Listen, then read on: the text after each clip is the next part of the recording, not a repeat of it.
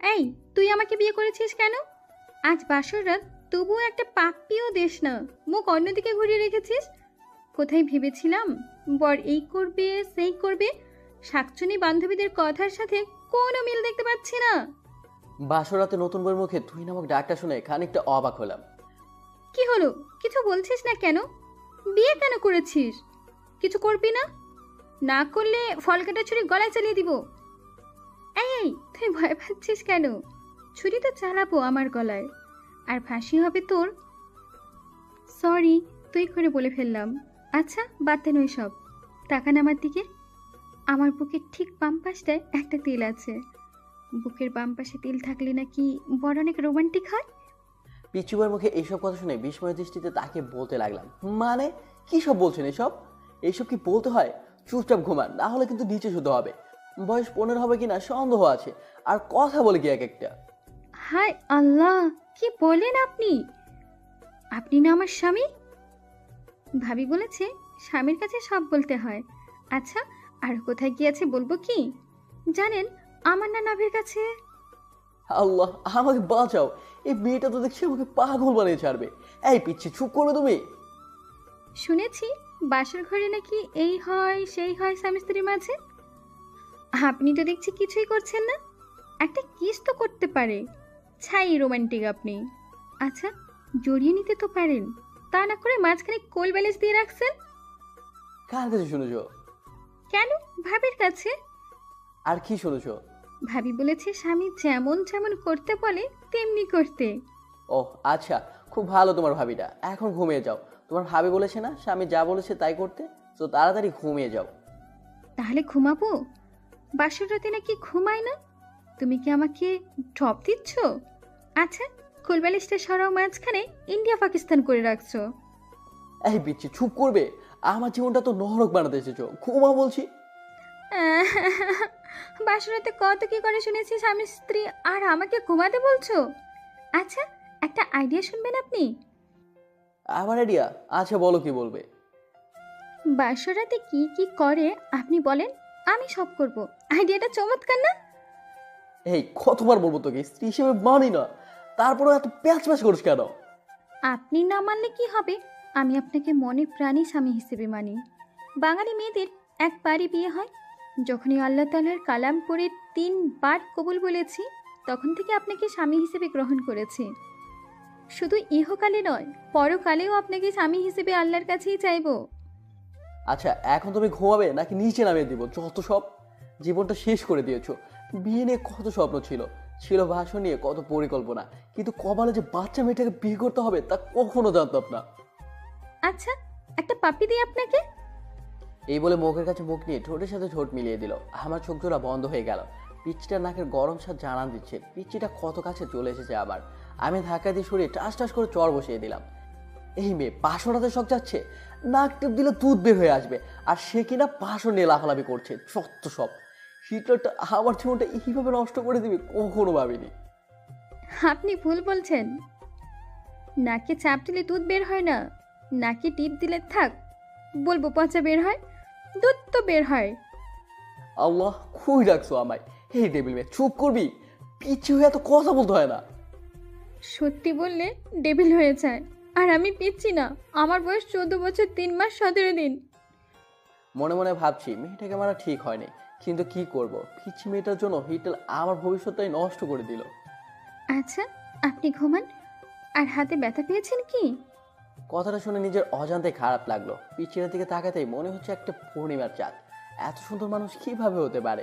মুখ দিয়ে রং ধরো আভা বের হচ্ছে, এই কি পিচ্ছিটা ঠোঁট কেটে রক্ত বের হচ্ছে। থাপ্পড়টা জোরেই লাগছে। আচ্ছা তোমার নামটা কি? আমাকে বিয়ে করার সময় নাম শোনেননি? তোমাকে বিয়ে করার কোনো ইচ্ছেই ছিল না, হিটলারটার জন্য বিয়ে করেছি। এখন কি নামটা বলবে? এখন বলে লাভ নেই, বিয়ে করে ফেলেছেন। শোনেন, আমার নাম কারিমা জাহান কথা। আচ্ছা কথা, সরি। তোমার লাগেনি তো? এই যে নাও টিস্যু, টিস্যু দিয়ে রক্তটা মুছে নাও। আপনি না বলছেন আপনি আমাকে স্ত্রী হিসেবে মানেন না? না মানলে আমার জন্য কষ্ট পেতেন না। হ্যাঁ চুপ করবি? তোকে স্ত্রী হিসাবে কোনোদিনও মানি না, আর মানবো না। কাউকে টিস্যু দেওয়ার মানে তাকে বউ হিসাবে মেনে নেওয়া না। এই বলে বালিশটা নিয়ে চলে গেলাম সোফাতে। আর একটু থাকলে আমি পাগল হয়ে যাব। কই যাচ্ছেন আপনি? জাহান্নামে যাচ্ছি। চুপচাপ এইখানে শুয়ে থাকবি, তাহলে তোকে ফ্লোরে শুতে দিব। আচ্ছা ঠিক আছে।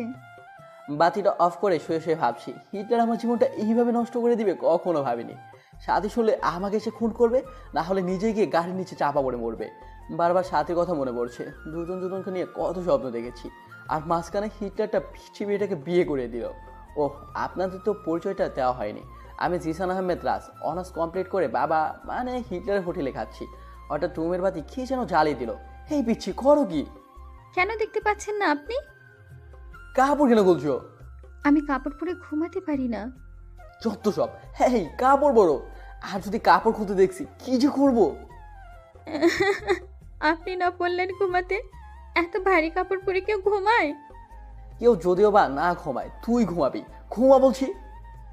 বাবা, আপনার ছেলে আমাকে কাপড় খুলতে দেয় না। কথাটা বলতে মুখটা চেপে ধরলাম। হেই, তোমার হয়েছেটা কি বলো তো? এইসব কি বাবাকে বলতে হয়? তো কি করব? কাপড় পরে ঘুমাতে পারি না, তাই বাবাকে ডাক দিচ্ছি। বাবা বলেছে যদি কোনো সমস্যা হয় বাবাকে বলতে। আচ্ছা, তাহলে কাপড়টা খুলেই ঘুমাও। কথাটা বলতে দেরি হয়েছে, মেয়েটার কাপড় খুলতে দেরি হচ্ছে না। বুঝিয়ে সুঝিয়ে কোনো রকম কাপড়টা গায়ে রাখতে বলে এসে ঘুমিয়ে পড়লাম। সকালবেলা নুসরাত দরজা ধাক্কাচ্ছে আর ভাবি ভাবি করছে। নুসরাত তাকে ঘুম ভাঙতে চেয়ে দেখি সকাল হয়ে গেছে, তাই তাড়াহুড়া করে বালিশটা নিয়ে বিছানা রাখতে দেখি কথার কাপড় নিচে পড়ে আছে। আল্লাহ, এ কেমন বউ কপালে জুটালে, শাড়ি পরে ঘুমাতে পারে না। হেই উঠো। ও, কি হয়েছে মা? ওই, আমি তোর মা। এই বলে জোরে ধাক্কা দিতে কথা ঘুম ভেঙে যায়। কি হয়েছে? কাপড় পরে নাও। এখন আবার বলো না আমি কাপড় পরতে পারি না। আমি সত্যি কাপড় পরতে পারি না, আপনি পরিয়ে দেন। আমি পড়াতে পারি না। বড় বড় কথা তো ঠিকই বলতে পারো, আমি ছোট না, কাপড়টাই পরতে পারো না। আর হ্যাঁ, আমি পড়াতে পারলো আমি তোমাকে কাপড় পরিয়ে দেবো না, নিজে পরে নাও। বাবা, ও বাবা, আপনার ছেলে আমাকে শাড়ি পরিয়ে দেয় না। সাথে মুখে সুইসাইডের কথা শুনে থমকে গেলাম। মনে হচ্ছে কেউ যেন আমার বুকটা থেকে কলিজাটা বের করে নিচ্ছে। কি বলবো কিছুই ভাবতে পারছি না। সাথীকে বললাম কিভাবে কথার সাথে বিয়ে হয়েছে আমার। সাথীকে আরও বললাম মেয়েটাকে কাবিনে 6 লক্ষ টাকা দিয়ে আগামী 6 মাসের মধ্যে ডিভোর্স দিয়ে দিব বলে সাথীকে একটা পাপ্পি দিয়ে ফোনটা রেখে দিলাম। পিছন থেকে তাকা দিয়ে দেখি পিচ্ছিটা আমার পিছনে দাঁড়ানো, চোখ থেকে অশ্রু গাল গড়িয়ে পড়ছে। আমি ফিরে তাকাতেই দৌড়ে রুমে গিয়ে দরজা লক করে দিল। যাবার আগে বলে গেল সে এই জীবন রাখবে না। আমি যাওয়ার আগেই দরজাটা লক করে দিল পিচ্ছিটা। খুব ভয় হচ্ছে। দরজার কাছে গিয়ে বললাম প্লিজ আমার পিচ্ছি বউটা দরজা খোলো। আর অমন কথা বলবো না, খুব কষ্ট হচ্ছে আমার। মনে মনে ভাবলাম মা বাবাকে ডাক দিই, পিচ্ছিটা যদি কিছু করে ফেলে। যখনই মাকে ডাক দেব তখনই পিচ্ছিটা দরজা খুলে বলল, কি বললা? আমি তোমার পিচ্ছি বউ? তুমি কি করে ভাবলে আমি সুসাইড করব? আর ওই শাকচুনিটা তোমার সাথে ঘর করবে? আমি তোমায় ছাড়ছি না। তবে আমি সব শ্বশুরকে বলে দিব। বলবো তুমি এক শাকচুন্নিকে বলছো যে তুমি তাকে বিয়ে করবে, আমাকে ডিভোর্স দেবে। আরে না মজা করছি, আমার বউটা কত কিউট। মিথ্যে গুছিয়ে বলতে হয়, আমাকে ঢপ দিচ্ছ। আমি বাবাকে ঠিকই বলে দিব। প্লিজ কথা বলো না। বলবো না, তবে একটা শর্ত আছে। কিসের শর্ত? আমাকে 5 মিনিট কিস করতে হবে। What kiss? না, লিপ কিস। সম্ভব না, প্লিজ পাগলামো করো না। কি করব? আমি না তোমার বউ? বাসরাতে কিছু করছো না, বিড়াল মারছো না অন্য কিছু? একটা বিড়াল ধরে মারলে কি এমন ক্ষতি হতো? ভাবি তো বলে দিল ঠিক মতো বিড়াল মারতে, এখন আবার লিপ কিসও করতে যাচ্ছ না। আমি ছোট বলে ঠকাচ্ছ? আমি বাবাকে সব বলে দিব। বলবো যে তুমি। আচ্ছা বলছি, বাবা, ও বাবা। কথাটা বলার আগে অনিচ্ছা সত্ত্বেও নিজেকে বাঁচাতে পিচ্ছিটা ঠোঁটের সাথে ঠোঁট মিলিয়ে দিলাম।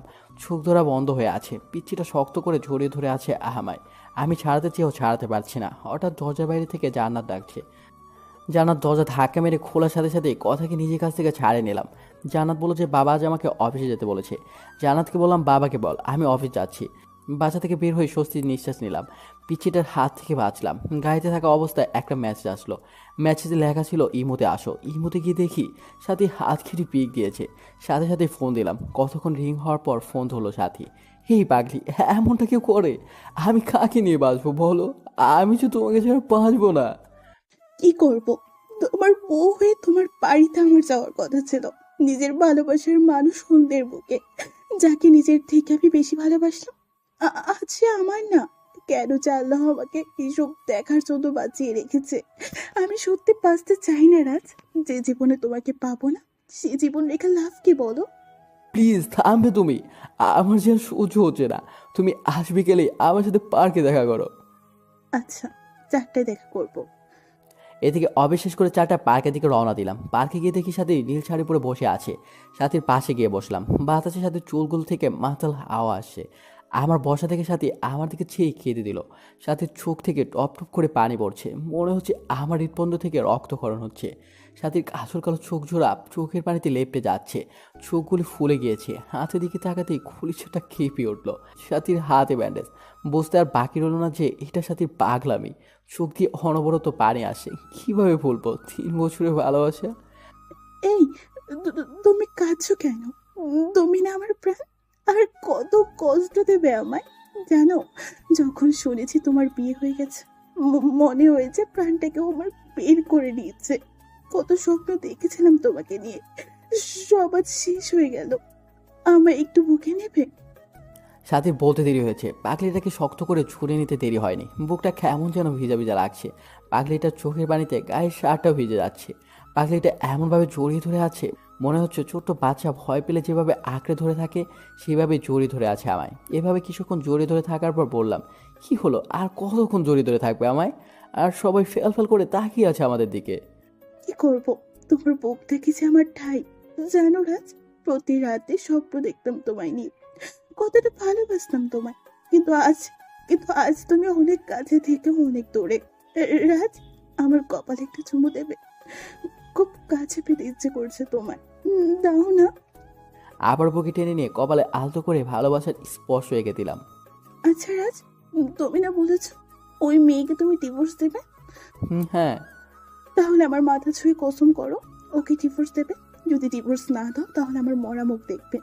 সাথে কথাটা যেন খলিজাতে গিয়ে বিঁধল। নিজের অজান্তে সাথীর মাথায় হাত রেখে ওয়াদা করলাম কথাকে ডিভোর্স দেব। কথাটা বলার সময় পিছিটা মুখ বারবার চোখের সামনে ভেসে উঠছিল।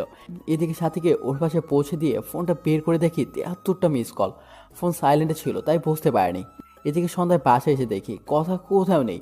মা বললো ফ্রেশ হয়ে আসতে। ফ্রেশ হওয়ার জন্য যখনই বাথরুমে দরজা ধাক্কা দিয়েছি তখনই এক চিৎকার। ও মা গো, ভূত! কথা চিৎকারে কথা দিকে তাকা দিয়ে দেখি পিচ্চিটা শাওয়ার নিচ্ছে, শরীরে কোনো কাপড় নেই। এক জোরে বাথরুম থেকে বের হয়ে সোজা রুমে গিয়ে বসে আছি।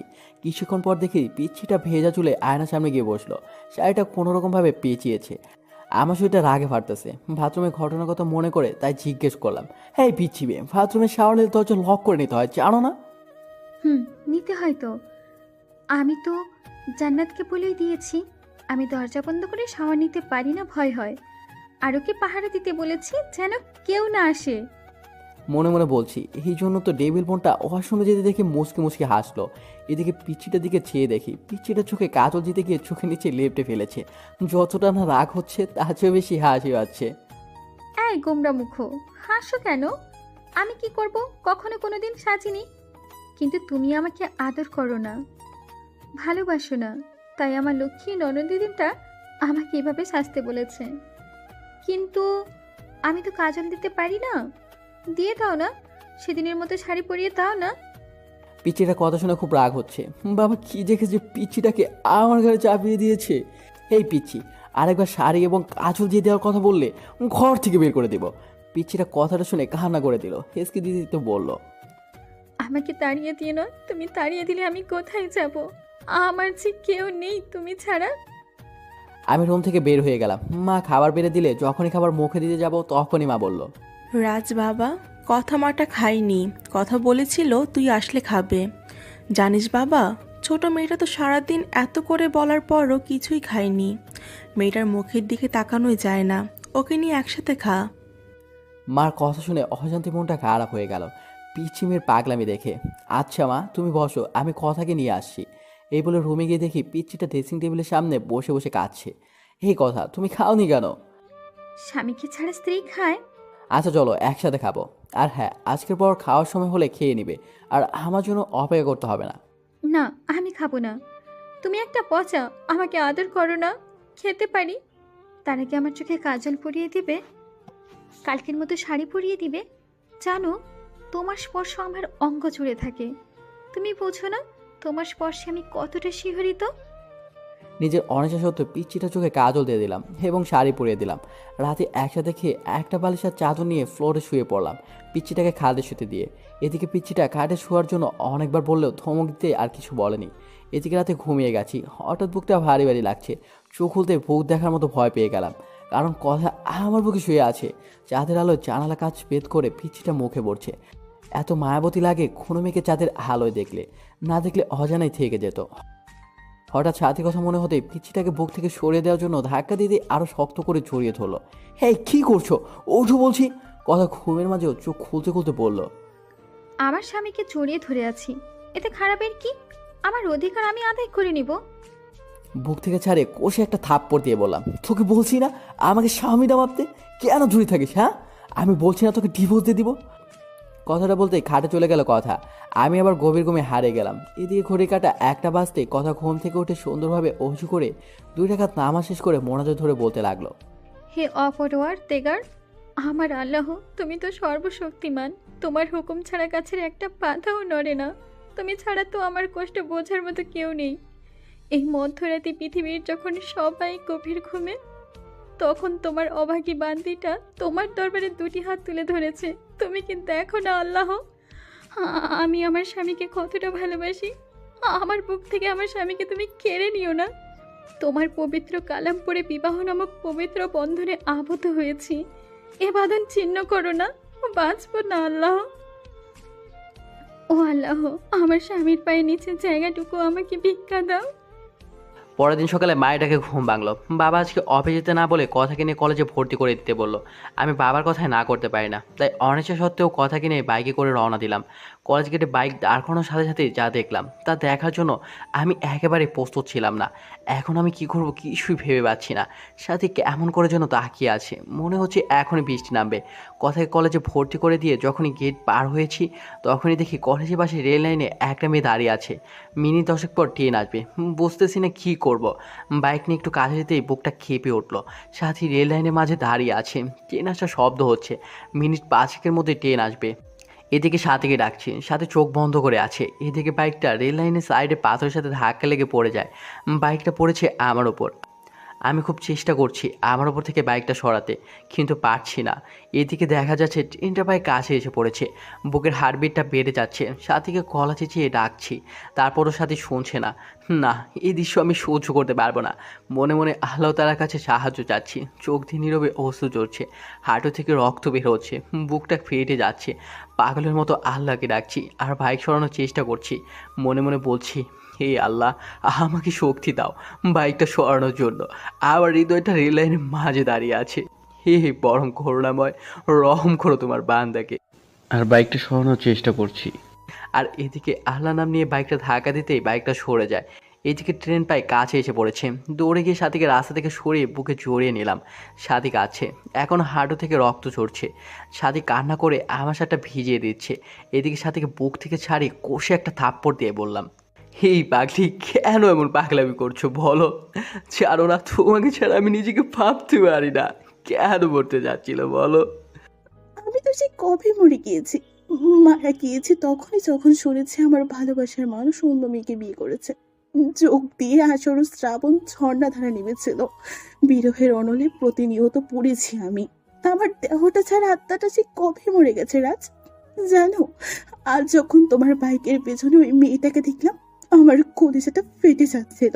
মনে হচ্ছিল দম বন্ধ হয়ে আমি মারা যাব। আমি তোমার পাশে অন্য কাউকে সহ্য করতে পারি না রাজ। কি করব? তোমাকে একজন জড়িয়ে ধরে থাকবে, আর আমি কিভাবে দেখবো সেটা? তাই ট্রেনের নিচে পড়ে তুমিহীনা এই জীবন নিঃশেষ করতে চেয়েছিলাম। কেন বাঁচালে আমাকে? আমি যে তিলে তিলে শেষ হয়ে যাচ্ছি। বলতে পারো কেন এতটা ভালোবাসার পরও তুমি আমার নাও? কেন আজ তোমার পক্ষে অন্যজনের ঠাই? যে স্বপ্নগুলো তোমায় নিয়ে দেখতাম, সেই স্বপ্নগুলো অন্য কেউ নিয়ে দেখে। প্লিজ প্লিজ তুমি আমাকে গলা চেপে হত্যা করো, নয়তো বা তোমার পায়ের নিচে আমাকে একটু জায়গা দাও। জানো রাজ, তুমি বিয়ে করার পর একটা রাত আমি ঘুমাতে পারি না। প্রতি রাতে কেঁদে কেঁদে বালিশ ভিজিয়েছি আমি। তোমার বুকে একটু জায়গা দেবে?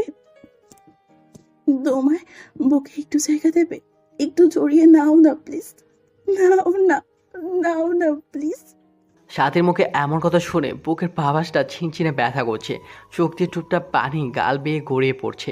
কিছু ভাবতে পারছি না, খুব ইচ্ছে করছে সাথীকে ছড়িয়ে ধরে বলি, সাথী খুব ভালোবাসি তোমায়, নিজে থেকে বেশি।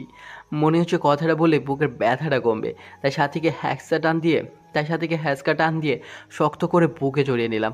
কপালে একটা চুমু দিয়ে বললাম, বড্ড ভালোবাসি, খুব বেশি ভালোবাসি তোমায়, হয়তো নিজের জীবনের চেয়েও বেশি ভালোবাসি। পাগলিটা কেঁদে কেঁদে শার্টটা ভিজিয়ে ফেলেছে। পাগলিটা আরও শক্ত করে জড়িয়ে ধরে আছে আমায়। এদিকে সাথীকে বললাম, খুব শীঘ্রই আমরা বিয়ে করছি, কথাকে খুব তাড়াতাড়ি ডিভোর্স দিচ্ছি।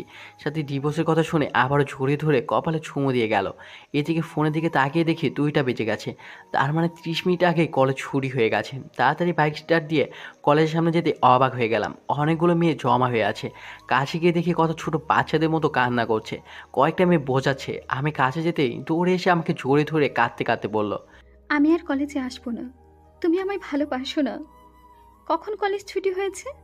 ছেলেরা কীরকমভাবে আমার দিকে তাকায়, আমার ভয় লাগে না? সবাইকে বলে দিচ্ছি, আমার দিকে তাকালে চোখ তুলে ফেলবে আমার পর। ঠিক বলেছি তো? সবাই মুখ ধরে হাসছে। পাশ থেকে একটা মেয়ে বলল, ভাইয়া, পৃথিবীতে খুব কম ছেলেই আপনার স্ত্রীর মতো বউ পায়। একটা মেয়ে যে স্বামীকে এতটা ভালোবাসতে পারে, সারাটা দিন ক্লাসের মাঝে আপনার কথা বলেছে, আপনি নিতে দেরি করেছেন বলে ছোট বাচ্চাদের মতো কান্না করেছে, হাসিও পাচ্ছে আবার কান্নাও আসছে। এখনকার যুগে এরকম মেয়ে পাওয়া যায়?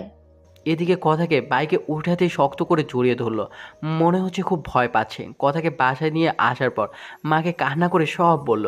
রাগে আমার শরীর ঘ্যান ঘ্যান করছে। দুপুরে খেয়ে বন্ধুর সাথে আড্ডা দিতে গেলাম। রাত 9টার সময় ফোন বের করে দেখি বাবা 5বার ফোন দিয়েছে।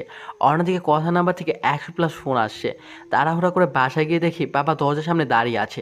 বাবার সামনে যেতেই বাবা বলল, ঘরে নতুন বউ রেখে বাইরে কোন ছেলে থাকে? আর যদি এমন হয় আমার বাড়ি থেকে বের হয়ে যাবি। কিছু না বলে রুমে গিয়ে শুয়ে পড়লাম। কিছুক্ষণ পর দেখি কথা আমাকে ডাকছে। হেই, ডাকছো কেন? কি হয়েছে? তুমি খাবে না? বাবা খুব বকা দিয়েছে তাই না? এই নাও, হাঁ করো, আমি খাইয়ে দিই। কথাটা বলে মুখের কাছে খাবার তুলে দিতেই একটা থাপ্পড় বসিয়ে দিলাম। খাবারের প্লেটটা ফ্লোরে ফেলে দিলাম।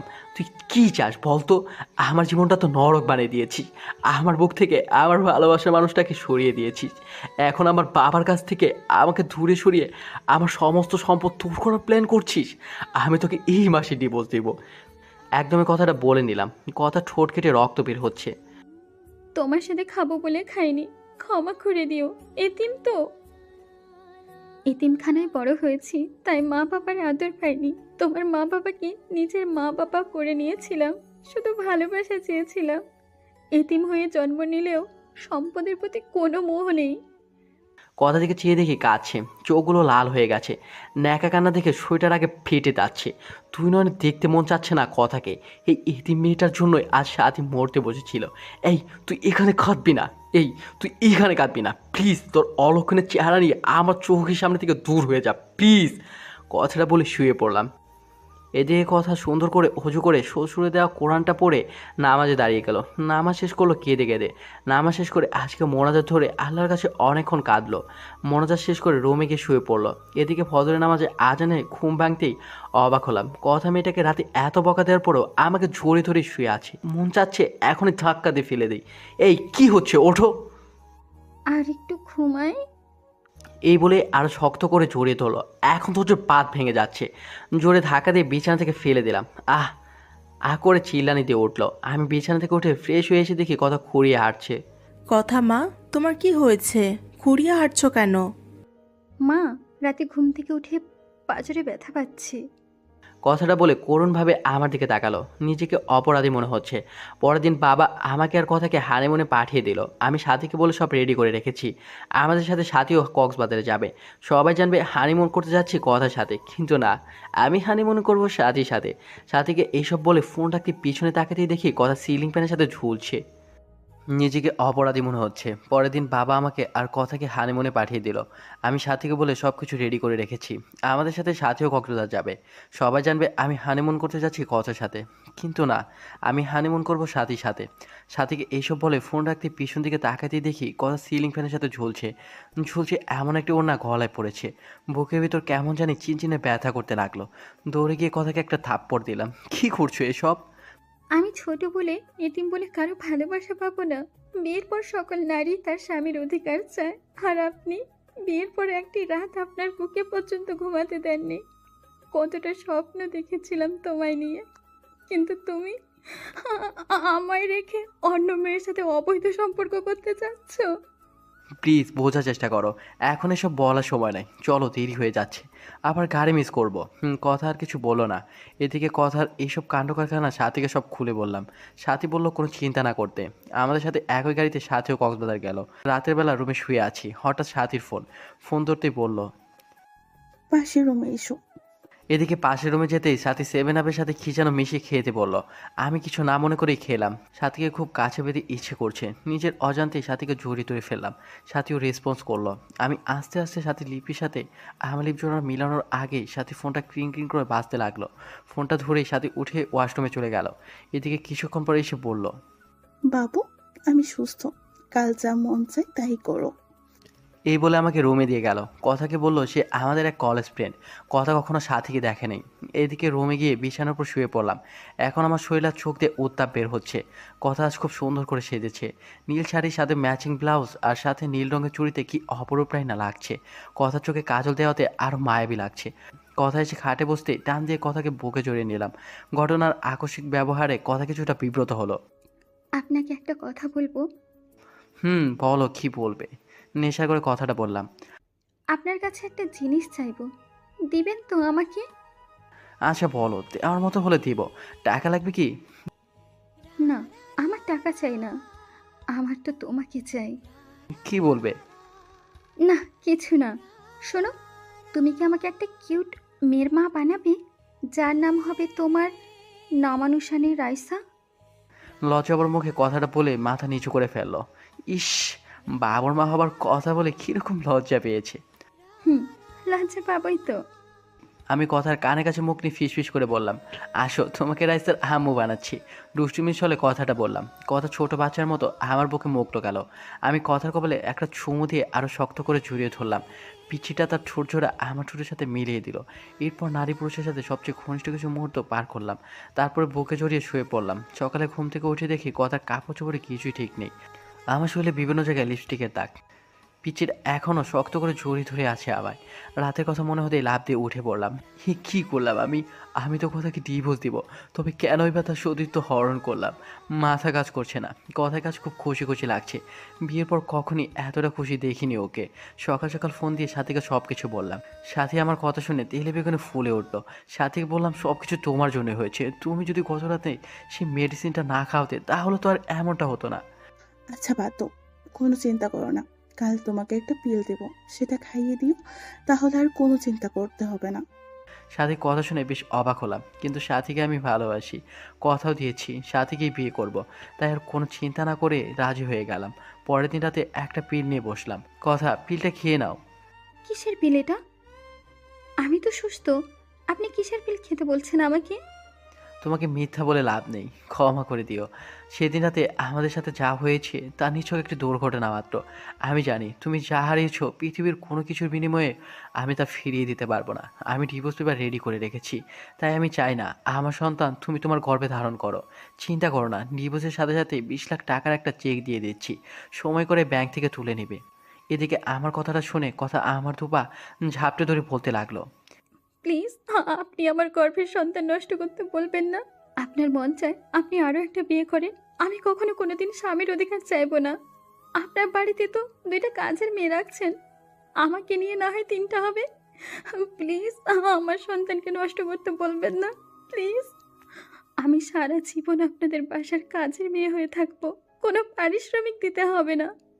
শুধু আমাকে ডিভোর্স দিয়েন না, আমার সন্তানটা যেন বলতে পারে আপনি তার বাবা। আমি চাই না আমার মতো আমার অনাগত সন্তানটা পিতৃহীন পরিচয়ে বড় হয়। প্লিজ একটা এতিমকে এভাবে ফিরিয়ে দিবেন না। আপনার পায়ের নিচে একটু জায়গা দেন, নয়তো গলা টিপে মেরে ফেলেন। হে কি করছো? পা ছাড়ো। আমি পারবো না। আমার জীবনে সাথী ছাড়া আর কেউ নেই। এখন পিলটা খেয়ে নেবে। যদি না খাও, মনে করবো তুমি আমার বুকে পা রেখে তুমি গর্ভধারণ করবে। এখন তোমার ইচ্ছা। প্লিজ এমন কসম দিও না। আমার কাছে যে তোমার স্থান সবার উপরে। পারবো না আমি তোমার বুকে পা রেখে সন্তানকে নিজের মাঝে বড় করতে। ক্ষমা করে দিও কথা, এছাড়া আমার আর কোনো উপায় ছিল না। এই নাও পিল, আর এই নাও পানি, খেয়ে নিও। আচ্ছা দাও। এই বলে জন্ম নিয়ন্ত্রণের পিলটা হাতে নিয়ে নিল। চোখ থেকে টপ টপ করে পানি পড়তেছে। করুণ দৃষ্টিতে তাকিয়ে আছে। মনে মনে ভাবছে হয়তো আমি বলবো পিলটা খেতে হবে না কথা, কিন্তু না, আমি কোনো কথা বললাম না। কথা আমার দিকে তাকিয়ে থেকে বিষ যেমন করে মানুষ মুখে নেয় তেমন করে মুখে নিল। গ্লাসটা থেকে এক গ্লাস পানি মুখে নিল।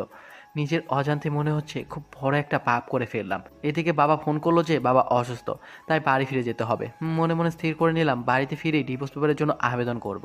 কথাকে নিয়ে বাসায় ফিরলাম। এদিকে সাথী বলল যে কথাকে আমাদের দুজনের মাঝখান থেকে সরিয়ে ফেলবে। আমি অনেক বোঝানোর পরও সাথী বলল, সেদিন কক্সবাজার মেয়েটা যা বলছে সব শুনেছি। আর সবচেয়ে বড় কথা হলো মেয়েটাকে তোমার বাবা অনেক স্নেহ করে। আমি তোমাদের বাড়ি রহিমের কাছে খবর পেয়েছি যে তোমার বাবা নাকি তোমার সম্পত্তি কথার নামে লিখে দেবে। তাই আমাদের ভবিষ্যতের জন্য কথাকে আমাদের পথ থেকে সরিয়ে দেবে। আমি তোমাকে না বলেই প্রফেশনাল কিলারের সাথে কন্ট্যাক্ট করেছি। না, এ হতে পারে না। আমাদের ভালোবাসার জন্য একটা নিষ্পাপ জীবনকে হত্যা করব? না সাথী, এটা ঠিক হবে না। বাবু দেখো, আমি চাই না, কিন্তু তোমার বাবা কখনো কথা বেঁচে থাকতে আমাকে মেনে নিবে না। আর তোমাকে না পেলে আমি বাঁচবো না, সত্যি মরে যাব। তুমি আমার নিঃশ্বাস, তুমি আমার প্রাণ। জানো, তুমি কথাকে বিয়ে করার পর একটি রাত শান্তিতে আমি ঘুমোতে পারিনি। এতটা ভালোবাসার পরও কেন আল্লাহ তোমার আর আমার মাঝে এত বড় দেওয়াল তুলে দিল? প্লিজ তুমি আমাকে খুন করে ফেলো, নয়তো আমাকে তোমার বুকে টেনে নাও। তোমার বুকতে আমার শেষ ঠিকানা আছে। তোমার বুকে আমি শেষ নিঃশ্বাস ত্যাগ করতে চাই। প্লিজ কান্না করো না। আমি সব সইতে পারি, কিন্তু তোমার কান্না সহ্য করতে পারি না। তোমাকে যে বড্ড ভালোবাসি, কিন্তু আমাদের ভালোবাসার জন্য একটা নিষ্পাপ জীবনকে কেমনে সরিয়ে ফেলি? আল্লাহ কি ক্ষমা করবে আমাদের? হুম, জানি এটা অন্যায়, কিন্তু এছাড়া আমাদের আর কোনো উপায় নেই। কথাটা বলে হাতটা নিয়ে সাথে গলা চেপে মেরে ফেলতে বলল। প্লিজ কিল মি, আমাকে গলা চেপে মেরে ফেলো। তোমাকে ছাড়া বাঁচতে পারবো না। জানো রাজ, মেয়েরা সব ভাগ দিতে পারে, তবে একটা ভাগ ছাড়া। তাহলে তারা ভালোবাসার ভাগ, তা হলো তার ভালোবাসার ভাগ। আমার সহ্য হয় না কথাকে। যে বুকে আমার থাকার কথা, সে বুকে সে মেয়েটা থাকে। যে স্বপ্ন তোমাকে নিয়ে দেখেছি আমি, সেই স্বপ্ন পূরণ করছে ওই মেয়েটা। আমাকে তুমি হত্যা করতে পারবে না, পারবে না তোমার সেই স্ত্রী কথাকে হত্যা করতে, কিন্তু তোমাকে আমায় হত্যা করতেই হবে। তুমিহীন আমি এই জীবন দিয়ে কি করব? কথাটা বলে কাঁদতে কাঁদতে ব্লেড দিয়ে হাতটা পোঁচ দিল। হাত থেকে ফিনকে দিয়ে রক্ত বের হতে লাগলো। সাথীর চোখ দিয়ে টুপটাপ করে পানি পড়তে লাগলো। সাথীর রক্ত দেখে নিজের কলিজাটা ফিরে যাচ্ছে। ঠাস করে চর বসে দিলাম সাথীর গালে। আমার থাপ্পড় খেয়ে ফুবে ফুবে কাঁদতে লাগলো। শক্ত করে ঝরিয়ে ধরলাম সাথীকে। সাথীকে শক্ত করে ঝরিয়ে ধরে বলতে লাগলাম, কেন এভাবে পাগলামো করছো? তোমাকে ছাড়া আমি কেমনে বাঁচবো? কথাকে তাহলে খুব শীঘ্রই আমাদের মাঝখান থেকে সরিয়ে আমার ময়না পাখিটাকে আপন করে নেব। বুকের ভেতরটা চাপা কান্নার আওয়াজ পেলাম। সাথীকে আমার থেকে ছাড়িয়ে নিয়ে ওর কপালে ভালোবাসায় স্পর্শ এঁকে দিলাম। সাথীকে বাসায় ড্রপ করে বাসায় আসতে দেখি কথা খাবার নিয়ে বসে আছে। রাত প্রায় 10টা। আমি কিছু না বলে শুয়ে পড়লাম। আপনি খাবেন না? কিছু খেয়েছেন? মন খারাপ আপনার? হ্যাঁ, বাইরে থেকে খেয়ে আসছি। আর হ্যাঁ, মন খারাপ। আর তার কারণ হলি তুই। পিচিটার দিকে তাকিয়ে দেখি কাঁদবে কাঁদবে ভাব। কম্বলটা টান দিয়ে শুয়ে পড়লাম।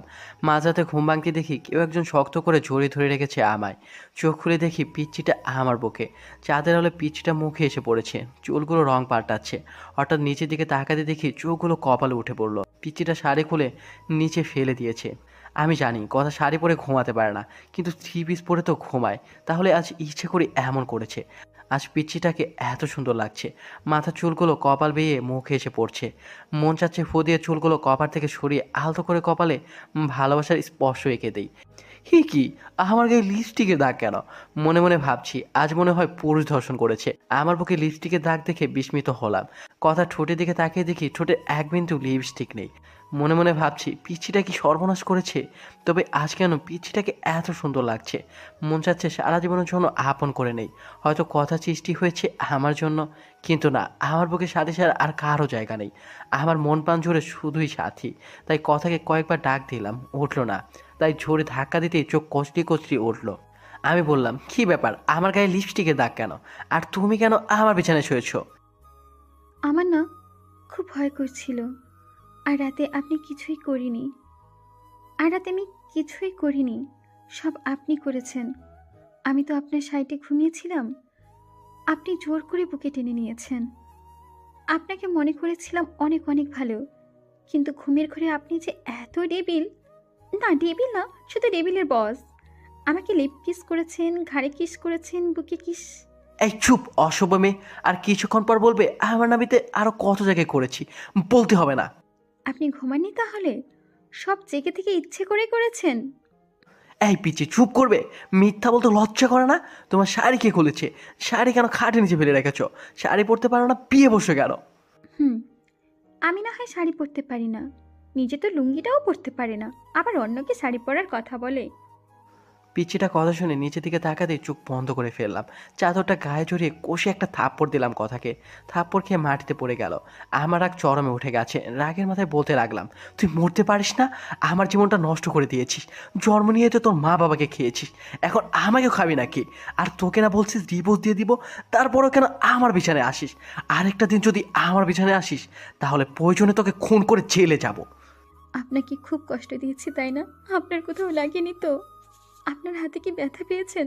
জানেন আল্লাহ কেন যে আমাকে বাঁচিয়ে রেখেছে? ছোটবেলার অনাথ আশ্রমে বড় হয়েছি, দেখিনি মায়ের মুখ। মা ডাকটাও কখনো ডাকতে পারিনি। পারিনি বাবার কাছে আবতারে সুরে কিছু চাইতে। কখনো বাবার কাঁধে চড়ে ঘুরতে পারিনি। পারবই বা কিভাবে? বাবাকে তো কখনো দেখিনি। আর এখন আসছি আপনাকে জ্বালাতে। জানেন আত্মহত্যা মহাপাপ, সেজন্যই হয়তো বেঁচে আছি। তা না হলে কখনোই আপনার পথে কাটা হতাম না। আপনার বাড়ির দাসী করে রেখে দিয়েন, পারিশ্রমিক হিসেবে সকাল বিকাল রাতে এইভাবে থাপ্পড় দিন, তবুও তো দাসী হয়ে আপনার হাতের স্পর্শটা পাবো। আসি, কি করব, ভয় পাই তো। তাই আপনার বুকটাকে নিরাপদ মনে করে শুয়েছিলাম। ক্ষমা করে দেবেন এই এতিমটাকে। নিচের দিকে তাকে কথাগুলো বলতেছিল, আর চোখ থেকে আঠারো চাবন ঝর্ণাধারার মতো জল গড়িয়ে পড়তেছিল চোখ থেকে। পিচ্ছিটার কথা শুনে নিজের কাছে খুব খারাপ লাগছে। এইভাবে মারাটা ঠিক হয়নি। সবচেয়ে খারাপ লাগছে যখন দেখলাম পিচ্ছিটার ঠোঁট কেটে রক্ত পড়ছে। পরের দিন মা আর বাবা জান্নাতকে নিয়ে নানি বাড়ি চলে গেল। সাথীকে ফোন দিলে সাথী বাড়িতে আসে। এদিকে সাথী আজ পিঙ্ক কালারের একটা শাড়ি পরেছে, হালকা লিপস্টিকের সাথে চুলগুলো ছেড়ে দিয়েছে। সাথী আসলেই সাথীকে নিয়ে বেডরুমে ঢুকে পড়ি। কথা অবাক নয়নে তাকিয়ে আছে ছল ছল চোখে। মনে হচ্ছে কখন জানি বৃষ্টি নামবে। কি হলো, দরজায় দাঁড়িয়ে আছো কেন? আজ তুমি জান্নাতের রুমে থাকবে, আর আজ রাতে আমাদের রুমে আসবে না বিরক্ত করতে। আর হ্যাঁ, আমাদের দুজনের জন্য খাবার নিয়ে যেও। এদিকে কথা আমার মুখের দিকে তাকিয়ে মাথা নিচু করে হ্যাঁ সূচক জবাব দিল। কথা চলে গেল। সাথে এসে জড়িয়ে ধরে বলতে থাকে, কবে যে পাবো তোমার সারা জীবনের জন্য? কবে তোমার বুকে মাথা রেখে ঘুমাবো? এদিকে আমার হাতটা সাথীর স্পর্শকাতর জায়গায়। সাথে নিঃশ্বাস ভারী হয়ে আসছে। ছোটজোড়া সাথীর ছোটজোড়াকে আবদ্ধ করে ফেলবে ঠিক তখনই কথা খাবার নিয়ে রুমে ঢুকে পড়ে। কোনো প্রকার নক না করে আমি সাথীকে ছেড়ে দেই। কথা দিকে তাকে বুঝতে পারলাম কথা কাঁদছে। কথা ভাবেনি আমি এতটা নিচে নেমে যাব, কিন্তু কথা জানতো না আমার কলিজার টুকরা হচ্ছে সাথী। সাথী আমার জীবন মরণ, আমার ভালোবাসা। আমার ভালোবাসা সব সাথীর জন্য। খাবার রেখে চলে গেল। চোখ দিয়ে পানি পড়ছে দেখা গেল কথার। এদিকে সাথে সাথে গল্প করতে করতে কখন যে আমি আর সাথে ঘুমিয়ে যাই খেয়ালই নেই। সাথে সাথে ফিজিক্যালি রিলেশন করতে চাইলেও সাথে বিয়ের পরে কথা বলে। আমরা সিদ্ধান্ত নিয়েছি 1 সপ্তাহ পর বিয়ে করব, তাই আর জোর করিনি। এদিকে মাঝরাতে কারো চাপা কান্নার আওয়াজে ঘুম ভেঙে যায়। চোখ খুলতে দেখি সাথী আমার বুকে। সাথী বুক থেকে সরিয়ে কান্নার আওয়াজ কোথা থেকে আসছে তা দেখার জন্য রুমের বাইরে বের হতেই যা দেখলাম তা দেখার জন্য একেবারেই প্রস্তুত ছিলাম না। কথা জায়নামাজে বসে আছে, দেখে মনে হচ্ছে মোনাজাত ধরে আছে। মাঝে মাঝে ফুপিয়ে ফুপিয়ে কান্নার আওয়াজ আছে রুম থেকে। আমি আর একটু কাছে যেতেই শুনলাম কথা বলছে, হে আল্লাহ, আমার পরম করুণাময় আল্লাহ তাআলা, তোমার দরবারে দুটি হাত তুলে ধরেছি। আল্লাহ, শুনেছি মাঝরাতে নাকি তুমি প্রথম আসমানে এসে বান্দাদের ফরিয়াদ শোনো। আচ্ছা আল্লাহ, এতিম বলে কি আমার ফরিয়াদ শুনবে না? জানো আল্লাহ, দুনিয়াতে মানুষ কষ্ট পেলে মা বাবাকে বলে, তুমি তো আমার মা বাবাকে উঠিয়ে নিয়েছো। তুমি ছাড়া যে আসমানের উপরে জমিনের নিচে কেউ নেই আমার। শুনতে পাচ্ছ কি আমার কথা? দুনিয়াতে সন্তান কান্না করে দিলে মা দৌড়ে আসে, সন্তানকে কোলে তুলে নিয়ে গালে মুখে চুমু দিয়ে বলে, কি হয়েছে, আমার লক্ষ্মী সোনা কাঁদে না? হে আল্লাহ, তুমি তো দরিয়ার মায়েদের চেয়ে লাখো কোটি গুণ তোমার বান্দাদের বেশি ভালোবাসো। তুমি তো সব দেখো। হে মাবুদ, আমার স্বামীর আজ অন্যের বুকে শুয়ে আছে, আমার কলেজাটা ফেটে যাচ্ছে। আল্লাহ, আমার মা বাবাকে তুমি তোমার কাছে নিয়ে নিলে, আমায় কেন রেখেছ? আমাকে কষ্ট দিতে তোমার যদি ভালো লাগে আরও কষ্ট দাও। আল্লাহ, আমি যে আর সইতে পারছি না। একজন পতিতা নারীও তার স্বামীর ভাগ অন্য কাউকে দিবে না, আর আমি এতটাই অভাগী। জন্ম নেওয়ার পর না পেলাম মা বাবার ভালোবাসা, না পেলাম স্বামীর ভালোবাসা। আজ আমার স্বামী আমাকে বের করে দিয়ে অন্য মেয়ের সাথে রাত্রি যাপন করছে। হে আল্লাহ, আর কত কাঁদবো? কত কাঁদলে তোমার রহমতের সাগরে টান লাগবে? আর কত অশ্রু বিসর্জন দিলে তোমার আরশ কুরসি কেঁপে উঠবে? কত কাঁদলে তোমার রহমান আর রহিম নামের দয়ার সাগরে টান লাগবে? তুমি না বলেছে এতিমদের অভিভাবক তুমি? তুমি না বলেছে যার কেউ নেই তার তুমি আছো? আল্লাহ, এতিম মানুষের চোখের পানি তোমার দেখতে কি খুব বেশি ভালো লাগে?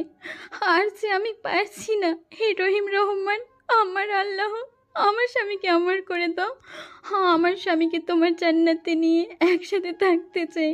ও আমার আল্লাহ, তোমার এতিম গুনাহগার বান্দি কাঁদে, তুমি দেখো না গো আল্লাহ।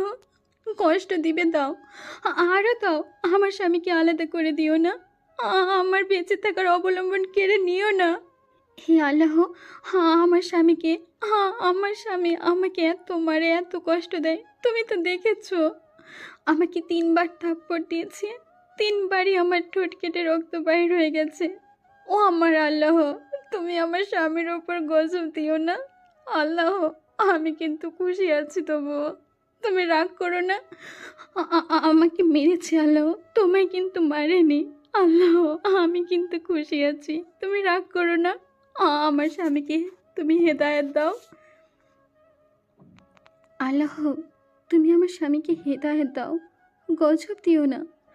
আমার স্বামীর বুকে শেষ নিঃশ্বাস ত্যাগ করা তৌফিক দান করো আল্লাহ। তোমার এতিম গুনাহগার বান্দি এই ফরিয়াদ দেখে তোমার দরবার থেকে হাত নামাচ্ছে আল্লাহ। আমিন। এদিকে দরজার ওপাশ থেকে কথার মনোযোগ শুনে নিজের অজান্তেই চোখে পানি এসে গেল। পিছনে তাকিয়ে দেখি সাথী। তুমি এখানে, আর আমি সারা বাড়ি তোমাকে খুঁজতেছি। এই, তুমি কাঁদছো কেন? কথাটা বলে সাথী কান্না করে দিয়ে বলল, কখনো আমায় ছেড়ে যাবে না তো? আমি খুব ভয়ানক একটা স্বপ্ন দেখলাম তোমায় নিয়ে। তুমি আমাকে যদি ছেড়ে দাও তাহলে ফল কাটা ছুরি নিয়ে বলো, এটা আমি আমার গলায় চালিয়ে দেব। তুমি আমাকে ছেড়ে যাওয়ার আগে আমাকে খুন করে আমার লাশের উপর দিয়ে যাবে। এদিকে সাথী আমাকে জড়িয়ে ধরে কাঁদতে লাগলো। আমি অনিচ্ছা সত্ত্বেও সাথীকে বাহু ধরে আবদ্ধ করে নিলাম। সাথী কান্না করতে করতে শার্টটা ভিজিয়ে ফেলেছে। সাথীকে ছাড়িয়ে বললাম, ভয় পেও না, তোমাকে ছেড়ে কোথাও যাব না। তাহলে আমার মাথা ছুঁয়ে প্রমিস করো আমাকে ছেড়ে যাবে না। আমার হাতটা কাঁপছে, আমার চোখে বারবার পিচ্চিটার মায়াবী চেহারা ভেসে উঠতেছে। চোখ দিয়ে নিজের অজান্তেই পানি আসতে লাগলো। কী করব কিছুই বুঝে উঠতে পারছি না। জীবনটা এমন কেন? কখনো 1000 বছর বেঁচে থাকার ইচ্ছা জাগায়, আবার কখনো বা এক মুহূর্ত বাঁচার জন্যও নয়। এই রাজ, তুমি আমার মাথায় ছুঁয়ে প্রমিস করবে না? কখনো আমি ছেড়ে যাবে না? প্লিজ প্রমিস করো। তোমাকে হারালে সত্যি আমি যে বাঁচবো না, মরে যাবো সত্যি। প্লিজ প্রমিস করো, নয়তো ছুরিটা গলায় চালিয়ে দিব কিন্তু আমি। প্লিজ, তুমি যে আমার ভালোবাসা, তুমি যে আমার জীবনের একটা অংশ। এই যে তোমার মাথা ছুঁয়ে প্রমিস করছি, কখনো কোনোদিনও তোমায় ছেড়ে যাব না। তুমি যে আমার ভালোবাসা, তুমি যে আমার জীবনের একটি অংশ। প্লিজ মরার কথা বলবে না আর। আমি কাকে নিয়ে বাঁচবো বলো? আচ্ছা রাজ, তোমাকে একটা কথা বলি, রাগ করবে না তো? কি বলবে বলো? আমাকে একটা পাপ্পি দিবে? আচ্ছা কাছে এসো। কাছে আসার কথা শুনে সাথী এতটা কাছে এসে পড়লো, সাথীর নিঃশ্বাস আমার মুখে পড়তেছে। আমার ইচ্ছে করতেছে না, তবুও নিজের অজান্তেই সাথী কপালে ভালোবাসার স্পর্শ এঁকে দিলাম। এদিকে সাথী আমাকে ধাক্কা দিয়ে বিছানায় ফেলে দিল। তারপর আর কিছু মনে নেই, তবে কি যেন দরজাটা চাপিয়ে দিল। হঠাৎ বিছানাটা কাঁপতেছে, চোখ খুলতে দেখি ফোন এসেছে। ফোন স্ক্রিনের দিকে তাকাতেই দেখি হিটলারটা ফোন। আমি ভয়ে ভয়ে ফোনটা তুলতে ওপাশ থেকে বলতে লাগলো, কখন থেকে ফোন দিচ্ছি, ফোন ধরার কোনো নাম নেই। কয়টা বাজে, এখনো ঘুমাচ্ছিস? তাড়াতাড়ি এসে গেট খুলে দিয়ে যা। কাম ছাড়ছে, সাথী এখনো আমার বুকে শুয়ে আছে। এত সকালে বাসার সাথীকে দেখলে আমাকে কুরবানি করবে। মাথা কাজ করতেছে না। এই সাথী, আর কত ঘুমাবে? এবার তো উঠো। হুম, বাবু আর একটু ঘুমো। উঠবা তুমি? তাড়াতাড়ি উঠো। সাথী চোখ কুচলিয়ে কুচলিয়ে উঠে বলল। কি হয়েছে? আমি বললাম, বাবা এসেছে বাইরে, দাঁড়িয়ে আছে, কুরবানি করবে আছে আমাদের। এখন কি হবে? যা হবার হবে। বুক থেকে তো সরো, শাড়িটা পরে নাও। শাড়িটা ঠিক করে রুমের বাইরে এলো। আমি ভয়ে ভয়ে বাসার গেটটা খুলতেই বাবা বলল, গেট খুলতে এত সময় লাগে? আর ওই মেয়ে এখানে কেন? কেন এসেছে এত সকালে? আমি কি বলবো ভেবে পাচ্ছি না, খুব ভয় হচ্ছে। হঠাৎ কথা বলতে লাগলো, বাবা, সাথী আমার বান্ধবী, এদিক দিয়ে যাচ্ছিল আর আমাকে ফোন দিলে আমি আসতে বলি। বাসায় আসার পর দেখি রাজার সাথে পূর্ব পরিচিত। সাথী, তুমি কিছু মনে করো না, রাজের বাবা এমনই, সব কিছু সন্দেহের চোখে দেখে। আন্টি, আমি কিছু মনে করিনি। আমার আজ তারা আছে। এখন তাহলে উঠি, অন্যদিন আবার আসবো। সাথে চলে গেলে কথাকে ছোট্ট করে একটা ধন্যবাদ দিলাম। কথা করুণ দৃষ্টিতে আমার দিকে তাকালো। কথার কলেজে ক্লাস শুরু হয়েছে। কথাকে বাবা কলেজে দিয়ে আসতে বলল। বাবার কথা মতো কথাকে কলেজে নিয়ে যাওয়ার জন্য বের হলে সাথে ফোন দেয় এবং বলে কথাকে গাড়িতে করে যেন পাঠায় দেয়। সাথে কথা মতো তাই করলাম। দুপুরে বসে আছি, হঠাৎ কথার নাম্বার থেকে ফোন আসলো। আমি ফোনটা ধরতে ওপাশ থেকে অপরিচিত কণ্ঠে কেউ একজন বলল, ফোনটা যার তিনি দুর্ঘটনায় মারা গেছেন, লাস্ট ডায়ালে আপনার নাম্বারটা ছিল। প্লিজ, মেয়েটি যদি আপনার পরিচিত হয়ে থাকে তাহলে শেরপুর সরকারি হসপিটালে আসুন। কথাটা শুনে কিছুক্ষণের জন্য পাথর হয়ে গেছিলাম। কি থেকে কি হয়ে গেল? হসপিটালে গিয়ে দেখি মাথাটা থেতলে গেছে, নাক দিয়ে রক্ত বের হয়ে আছে, মুখটা অনেক মায়াবী লাগছে। আজ কেন জানি বুকটা ফেটে কান্না আসছে। আজ তো আমার সুখের দিন, আমার পথের কাঁটা দুনিয়া থেকে বিদায় নিয়েছে। তবে কেন এত কষ্ট হচ্ছে? মনে হচ্ছে প্রাণটা দেহ থেকে বের হয়ে যাচ্ছে। হে আল্লাহ, ভালোবাসা পাওয়ার জন্য নিজের স্ত্রীকেও খুন করে ফেললাম। কিছুক্ষণ পর বাবা মা আসলো, তারাও কাছে। বাবা সবচেয়ে বেশি কাছে। আজ কথার দাফন, কথা লাশটা কাঁধে নিয়েছি। মনে হচ্ছে কলিজাতে কেউ ছুরি চালিয়ে দিয়েছে। দূরে সাথীকে দাঁড়িয়ে থাকতে দেখলাম। সাথীও আজ কাঁদছে। আকাশ বাতাস হয়তো কাঁদছে আজ। আকাশ বাতাস আজ মনে হয় কাঁদছে। কথাকে দাফন করে আসলাম। সাথী আমাকে নির্জনে ডেকে নিয়ে অনেক কান্না করলো, ক্ষমাও চাইলো। সরাসরি আমার পায়ে পড়ে বলতে লাগলো, রাজ, আমাদের ভালোবাসার জন্য একটা নিষ্পাপ জীবনকে হত্যা করে ফেললাম। আমি সাথীকে সান্ত্বনা দেওয়ার জন্য বললাম, তুমি অন্যায় করনি। যদিও বা করে থাকো, সব তোমার ভালোবাসা পাওয়ার জন্য করেছো। সাথী চলে গেল। কথা ছায়া মনে হয় প্রতিনিয়ত আমার পাশেই ঘুরে। কেমন যেন উদাসীন লাগে। আজকে ভাবলাম সাথীর কাছে যাই। এইভাবে আর পারছি না। আজ রাতটা সাথীর সাথে থাকবো। সাথীকে ফোন দিয়ে না পেয়ে বাসায় গেলাম। বাসায় গিয়ে দেখি দরজাটা খোলা। আমি সরাসরি সাথীর রুমে চলে গেলাম। সাথী রুমের কাছে যেতেই দরজার ভেতর থেকে পুরুষ কোটের আওয়াজ শুনলাম। আমি ভেতরে কি হচ্ছে তা দেখার জন্য জানালা পর্দা সরিয়ে রুমের ভিতরে তাকাতেই চমকে উঠলাম। সাথী আর তার ভাই পরকীয়ায় ব্যস্ত। হঠাৎ সাথী যা বললো তা শোনার জন্য একেবারে অপ্রস্তুত ছিলাম। বাবু, কতদিন ধরে আদর করো না, প্লিজ আর একটু কাছে এসো। আমার বাবুটা কি হট। ইস, আমার বুঝে লজ্জা করে না? ও মা, তাই বুঝি? কোথায় লজ্জা করে? কথাটা বলে কিস করতে লাগলো আর বলতে লাগলো বাসর রাতে কে আগে জড়ায় ধরেছিল। আর আমরা তো স্বামী স্ত্রীর মাঝে কিসের লজ্জা? পৃথিবীর সবাই জানে আমরা ভাই বোন, তবে আমরা দুজন ছাড়া। কথাটা বলে সাথীর ঠোঁজোড়ার সাথে সজীবের ঠোঁজোড়া মিলিয়ে দিল। এইসব দৃশ্য দেখে আমার পায়ের তলা মাটি সরে যাচ্ছে, চোখ দিয়ে অজোরে পানি ঝরছে। যার জন্য আমার নিষ্পাপ বউকে হারালাম। মন চাইছে কালনাগিনীকে খুন করি। কথার মুখটা বারবার চোখের সামনে ভেসে উঠছে। ওগো শুনছো, আমাদের প্ল্যান সাকসেসফুল হওয়ার পথে। আমাদের পথের কাটা কথাকে গাড়ি চাপা দিয়ে মেরে ফেলেছি। মেয়েটার আজকে অনেক ভালোবাসতো, কিন্তু আমার অভিনয়ের কাছে সব ভালোবাসা চাপা পড়ে গেছে। আমার বউটা অভিনয়ে অ্যাওয়ার্ড পাবে। তুমি একদম পারফেক্ট অভিনয় করেছো। সবচেয়ে রেলগাড়ির নিচে চাপা পড়ে মরার প্ল্যানের সাথে সাথে অভিনয়টা একদম সুপারহিট হয়েছিল। দেখতে হবে না বউটাকার? এখন শেষ একটা কাজ হচ্ছে, আমার জন্য পাগল রাজকে বিয়ে করে কৌশলে তার সমস্ত সম্পত্তি লিখে নিয়ে আমার বাবুটাকে নিয়ে আমেরিকা চলে যাওয়া। আর তাই এই মাসেই পূরণ হবে। কথাগুলো শুনে বুকের ভেতরে ছিনচিনে ব্যথা করছে। মন চাচ্ছে দুইটাকে খুন করি, এদের জন্য আমার স্ত্রী কথা আজ পড়ে পারে, কিন্তু না, এদের এইভাবে মারলে ফেসে যাব। তাই কৌশলে আমার স্ত্রী হত্যার প্রতিশোধ নিতে হবে। আজ বাইক চালাচ্ছি আর কথার কথা ভাবছি, মনে হচ্ছে কথা আমার পাশে বসে আমাকে শক্ত করে জড়িয়ে ধরে আছে। চোখ দিয়ে নিজের অজান্তেই পানি আসছে। বাড়িতে এসে বাবাকে জড়িয়ে ধরে ছোট বাচ্চার মতো কান্না করে দিলাম। খুব কষ্ট হচ্ছে। বাবা মাথায় হাত বুলিয়ে দিয়ে বলল, আল্লাহর উপর ভরসা রাখ, তিনি সব কিছু ঠিক করে দিবেন।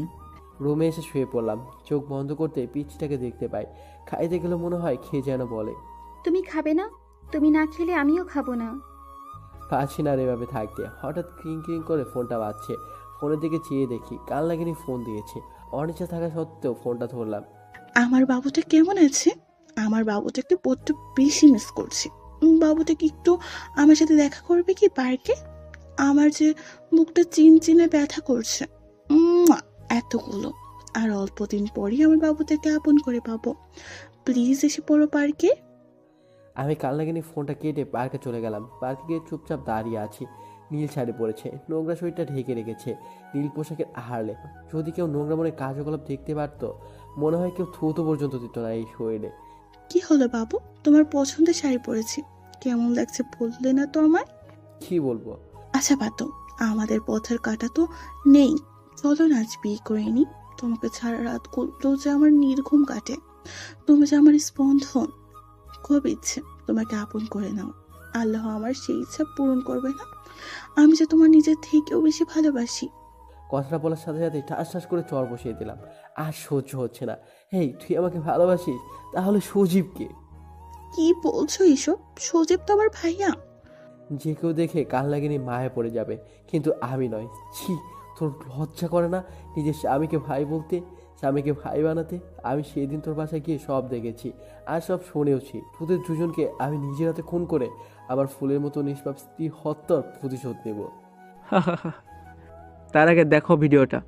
যদি সাথীকে বিয়ে না করিস, বলবো সাথীকে বিয়ের প্রলোভন দেখিয়ে তার সর্বনাশ করেছিস। আর সাথী অন্তঃসত্ত্বা, তাই বুঝে নে কি করবি তুই। পেছন দিকে তাকাতেই দেখি সজীব মোবাইল ফোনে সাথী আর আমার হোটেল রুমের ভিডিও এবং বাসার ভিডিও তুলে রাখছে। এইসব দেখে নিজেকে আর কন্ট্রোল করতে পারছি না। ফোনটা আছাড় দিয়ে ভেঙে ফেললাম। বাবু, খুব রাগ করছো? এমন হাজারো ভিডিও আছে। বাবু রাগ করে না। আগামী সপ্তাহে আমাদের বিয়ে। তুমি কাজে অফিসে এসো, নয়তো থানাতে পাঠাবো বাসর করতে। আমি আর কিছু বলতে পারলাম না। এসব আমার পাপের ফল। বাসায় এসে কথা ছবিটা বকে নিয়ে কান্না করতে করতে ঘুমিয়ে গেলাম। পরদিন সকালবেলা টেলিভিশন অন করতেই যা দেখলাম তা দেখার জন্য মোটো প্রস্তুত ছিলাম না। কারণ খবরে দেখলাম কাল রোড অ্যাক্সিডেন্ট করে সজীবার সাথে দুজনে মারা গিয়েছে। মনে মনে ভাবলাম, আল্লাহর বিচার সবচেয়ে বড় বিচার, যার হাত থেকে কারোই রেহাই নেই। পরের দিন কথার পছন্দে নীল শার্টটা বের করতেই আলমারি খুলে একটা ডায়েরি পেলাম। ডায়েরিটা হাতে নিয়েই বুঝতে পারলাম এটা কথার লেখা ডায়েরি। না পড়া সেই ডায়েরিটা প্রথম পাতা উল্টাতেই নীল কালিতে লেখা, কাল আমার বাসরাত ছিল। বাসরাত সব নারীর জীবনে শ্রেষ্ঠ রাত থাকে, কিন্তু আমি বাসরাতে স্বামীর হাতের স্পর্শে ঠোঁটে রক্ত ঝরিয়েছি। মা বাবাকে হারিয়ে ভেবেছিলাম স্বামীর পায়ের নিচেই বাকি জীবনটা কাটিয়ে দিব, কিন্তু আল্লাহ যার কপালে সুখ রাখেন সে কিভাবে সুখী হবে। প্রতিদিন মাঝরাতে সবাই যখন ঘুমিয়ে থাকতো, একা ঘুম থেকে উঠে পড়তাম। আল্লাহর কাছে মাঝরাতে স্বামীকে চেয়ে কান্না করতাম। যেদিন আমার স্বামীর সাথে প্রথম মিলন হলো, সেদিন সব কষ্ট ভুলে গিয়েছিলাম। মনে মনে আল্লাহর দরবারে লক্ষ কোটি শুকরিয়া জানিয়েছিলাম আমার বরকে আমার করে দিয়েছে। কিন্তু পরের দিন যখন জন্ম নিয়ন্ত্রণ পিল নিয়ে এসে খেতে বলে, মুহূর্তে পৃথিবীটা উলট পালট হয়ে যায়। বাধ্য করে আমাকে জন্ম নিয়ন্ত্রণ পিল খাওয়ায়। আল্লাহর কাছে কত কেঁদেছি। সন্তানটাকে গর্ভধারণ করার জন্য খুব কষ্ট হতো, বুকের ভেতরটা ফেটে কান্না আসতো যখন দেখলাম আমার স্বামীর সাথী নামে মেয়েটার সাথে অবৈধ কাজ করে। নিজে যখন তাদের কুকর্ম ঢেকে রাখার জন্য দরজা টেনে দেয়। বাবাকে বলি যে সাথী আমার ফ্রেন্ড। নিজের স্বামীকে বাঁচাতে নিজের ভালোবাসা অধিকারের বিসর্জন দিয়েছি। সবচেয়ে কষ্ট লেগেছে সেদিন, যেদিন শুনেছি আমাকে মারার জন্য আমার স্বামী আর সাথে প্ল্যান করেছে। সব জেনেও মনকে এ বলে সান্ত্বনা দিয়েছি যে রাজ যদি আমার জীবনের বিনিময়ে সুখী হয় তাহলেই আমি সার্থক। ডায়েরিটা পড়ে নিজেকে আর ঠিক রাখতে পারলাম না। পিছন দিকে তাকাতে দেখি কথা কান্না করছে। এই কথা কাঁদো কেন? তোমাকে কষ্ট দিয়েছি, তার ফল তো আমি ভোগ করছি। এই রাজ, কি হয়েছে? কার সাথে কথা বলছিস? মা কথা বলো না, কথা কান্না করছে। ওকে আমি না খুব কষ্ট দিয়েছি মা। মা বাবা আমাকে নিয়ে হসপিটালে গেল, এখন আর আমার কোনো চিন্তা নেই। কথাকে সাথে নিয়ে ঘুমাই। শালা পড়ালেখা করে পাগল হয়েছে, আবার আমাকে পাগল বলে, কত বড় সাহস! আরেকবার যখন পাগল বলছে তখন গলা ধাক্কা দিয়ে ফেলে দিয়েছি। আমাকে জোর করে একটা রুমে আটকে রেখেছে। রুমে শুধু আমি আর কথা। নার্সকে জিজ্ঞেস করলাম আমি এখন কোথায়। নার্স বলল, আপনি এখন পাবনে আছেন আপনার বউ কথার সাথে। কথাটা বলে একটা কিসে যেন ইঞ্জেকশন দিয়ে দিল। ঘুম থেকে উঠে দেখি কথা আমার দিকে চেয়ে চেয়ে হাসছে। বাবা মা আসে। বাবাকে বললাম, বাবা আমাকে এখান থেকে নিয়ে চলো না, আমার এখানে থাকতে ভালো লাগে না। তোমাদের সাথে নিয়ে চলো না, সাথে তোমাদের বৌমা কথাকেও নিয়ে চলো। ও বাবা কাঁদছো কেন? আমাকে এখান থেকে নিয়ে যাবে না? জানো বাবা, এখানে না কেউ আমার সাথে কথা বলে না, শুধু কথা ছাড়া। বাবা আমাকে নিয়ে চলো না, আমি থাকবো না। কথাগুলো বলে কাঁদতে লাগলাম। বাবা মাকে নিয়ে চলে গেল। তারপর নার্স এসে একটা ইঞ্জেকশন দিয়ে গেল। তারপর আর কিছু মনে নেই। সবসময় কথার সাথে কথা বলতাম। এদিকে আজ মা বাবা আমাকে নিতে আসে। এখন কথা আর আমার সাথে কথা বলে না। আমি জানি কথা মারা গেছে। মা বাবা আমাকে বাসায় নিয়ে আসলো। রাজ বাবা, তুমি 5 বছর পাগল হয়ে পাবনা মানসিক হসপিটালে ছিলে। এই 2 বছরে অনেক পরিবর্তন হয়ে গেছো। আমরা আজ নিঃস্ব, ব্যবসাতে ক্ষতি হয়েছে, ব্যাংকের লোকদের ঋণ পরিশোধ করতে বাড়িটাও বিক্রি করে দিছি। এখন এই বাসাতে ভাড়া আছি। বাবা কথাগুলো শুনে নিজের অজান্তে চোখের কোণে পানি চলে আসলো। আমার বাবা এই বয়সে অফিসে কাজ করে। মনে মনে ভাবলাম আমার কোনো না কোনো জব করতে হবে। যেই বাবা সেই কাজ। কয়েকটা জায়গায় আবেদন করলাম, সাথে একটা প্রাইভেট প্রতিষ্ঠানে শিক্ষকতা করার জন্য আবেদন করলাম। সপ্তাহখানেক পর নোটিশ আসলো, সেই প্রতিষ্ঠানে আমাকে জয়েন করতে বলেছে। দিনগুলো ভালোই কাটছিল, কিন্তু প্রতি রাতেই কথা স্মৃতিগুলো আমাকে ঘুমাতে দেয় না। কথা সেই দুষ্টুমিগুলো আজও আমাকে কাঁদায়। প্রতি রাতে কথা ছবি বুকে নিয়ে ঘুমাই, খুব কষ্ট হয়। মাঝরাতে মনে যেতে শুধু একটা কথাই বলি, আল্লাহ আমার স্ত্রীটাকে ভালো রেখো। এদিকে স্কুলে একটা বাচ্চাকে দেখে খুব অবাক হয়ে গেলাম। কি সুন্দর করে হাসে, ঠিক কথার মতো। কি মায়াবী চাহনি, মনে হচ্ছে কথার প্রতিচ্ছবি তার মাঝে দেখতে পাচ্ছি। আমি মেয়েটাকে ডাক দিয়ে বললাম, তোমার নামটা কি মামনি? আসসালামু আলাইকুম। ওয়ালাইকুম আসসালাম। উত্তরটা দিয়ে মনে মনে ভাবতে লাগলাম, এতটুকু একটা বাচ্চা মেয়ে হাই হ্যালো না বলেই সালাম দিল। আপনি কি জানেন না, কারোর সাথে কথা বলতে হলে প্রথমে সালাম দিয়ে কথা শুরু করতে হয়? আমার নাম তানজিনা কারিম রাইসা। নামটা শুনে বুকটা কেঁপে উঠল। আপনি আমাদের নতুন টিচার। হ্যাঁ মামনি, আমি তোমাদের নতুন টিচার। এই নাও চকলেট, আমরা আজ থেকে ফ্রেন্ড, কেমন? ফ্রেন্ডস। তুমি আমার চকলেট নিলে আমাকে পাপ্পি দেবে না? তুমি এত কিপটা কেন? তোমার সাথে আরে কান ধরো, কান না ধরে বলবে রাজকন্যার সাথে আর কোনোদিন অপরাধ করব না। তুমি জানো না রাইসা নামের মেয়ের অর্থ রানী? আমি না তোমার টিচার, টিচারকে কি কান ধরতে বলা লাগে? ঈশান না সাই, তুমি এখন আমার বন্ধু। কিছুক্ষণ আগে চকলেট দিয়ে বন্ধু বানিয়েছি, তোমার টিচারকে ক্লাসে দেখাবে। এখন কান ধরো, নইলে ফাইন ধরবো। আমি কি বলবো ভেবে পাচ্ছি না, খুব হাসি পাচ্ছে। মেয়েটার চোখের দিকে তাকিয়ে দেখি রাগে লুক নিয়ে তাকিয়ে আছে। কি হলো, আমার কথা বোঝোনি? বন্ধু হলে কেন? বন্ধু হয়েছো যেহেতু কান ধরে বলো, আর এমন অপরাধ হবে না। যদি কান ধরো যদি কান না ধরো তাহলে দাঁত পড়ে যাবে, আর দাঁত পড়ে গেলে বিয়ে হবে না। রাইসার কথা শুনে কান ধরে বললাম, আমার ভুল হয়ে গেছে, আর এমন ভুল কখনো হবে না।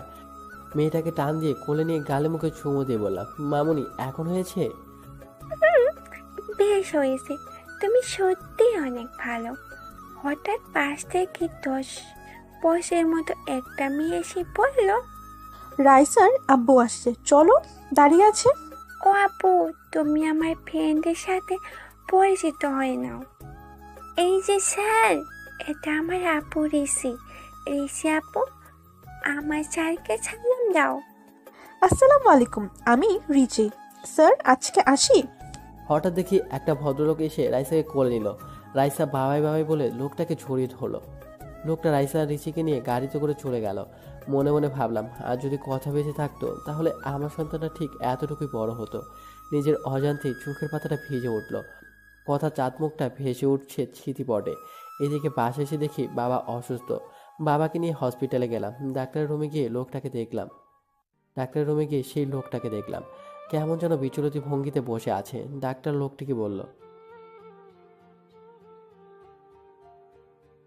এদিকে আমি একজন ডাক্তারকে নিয়ে বাবাকে দেখালাম। ডাক্তার বলল তেমন কিছু না, প্রেশারটা একটু বেড়েছে। বাবা বেড থেকে বের হয়ে পাশের বেডের দিকে তাকাতেই বুকটা কেমন যেন হু হু করে কেঁদে উঠল। কি মায়াবী মুখটা, কেমন যেন অন্ধকারে ঢাকা পড়ে গেছে। মুখের অক্সিজেন মাস্ক লাগানো, মনে হচ্ছে আমার নিজের আপন কেউ। কেন এতটা কষ্ট হচ্ছে মেয়েটাকে দেখে, বুকের ভেতর চিচিনে ব্যথা করছে। ডাক্তারের রুমে গিয়ে বললাম, মেয়েটার কি হয়েছে? পাশ থেকে লোকটি বলল, কাল স্কুল থেকে আসার সময় গাড়ির দুর্ঘটনা হয়, প্রচুর ব্লাড যায়, মাথায় অনেক আঘাত পেয়েছে। তার মা মেয়ের খবর শুনে অজ্ঞান হয়ে পড়ে আছে। মেয়েটার যদি কিছু হয়ে যায় তার মা বাঁচবে না। যদি এখন রক্ত না পাওয়া যায় আল্লাহ যে কি করবেন। কথাটা বলে কেঁদে দিল। এদিকে একটা নার্স এসে বলল, স্যার, ঢাকার আশেপাশে প্রায় সব ব্লাড ব্যাংকে খবর নিয়েছি, কিন্তু কোথাও রক্ত পাওয়া গেল না।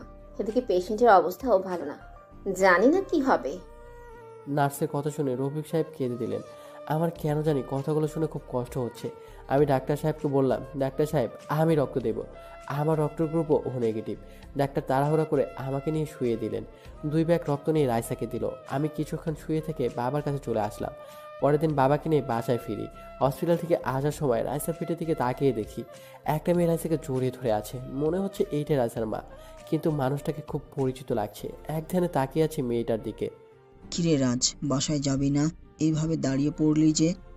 বাবার কথা শুনে খানিকটা চমকে বললাম, চলো বাবা। বাবাকে নিয়ে বাসায় আসার পর বিছানায় গা এলিয়ে দিই। পরের দিন হঠাৎ কে যেন দরজাটা নক করছে। আমি দরজাটা খুলতে আমার মাথাটা ঘুরতে লাগলো, পা দুটো কাঁপছে। কথা, তুমি বেঁচে আছো? হ্যাঁ, বেঁচে আছি। তুমি কিভাবে ভেবেছিলে আমি মরে গেছি? যাকে আল্লাহ বাঁচায় তাকে কেউ ক্ষতি করতে পারে না। কিন্তু আমি যে স্পষ্ট দেখেছি সেটা তুমি রোড অ্যাক্সিডেন্টে মারা গিয়েছো। তুমি ভুল দেখেছো। তুমি জানো না এই পৃথিবীতে একজন মানুষের নেই আরো 7 জন মানুষ রয়েছে। আচ্ছা বাদ দাও, এই নাও আমার বিয়ের কার্ড। তুমি কিন্তু আসবেই, আঙ্কেল আন্টির সাথে জান্নাতকেও নিয়ে আসবে।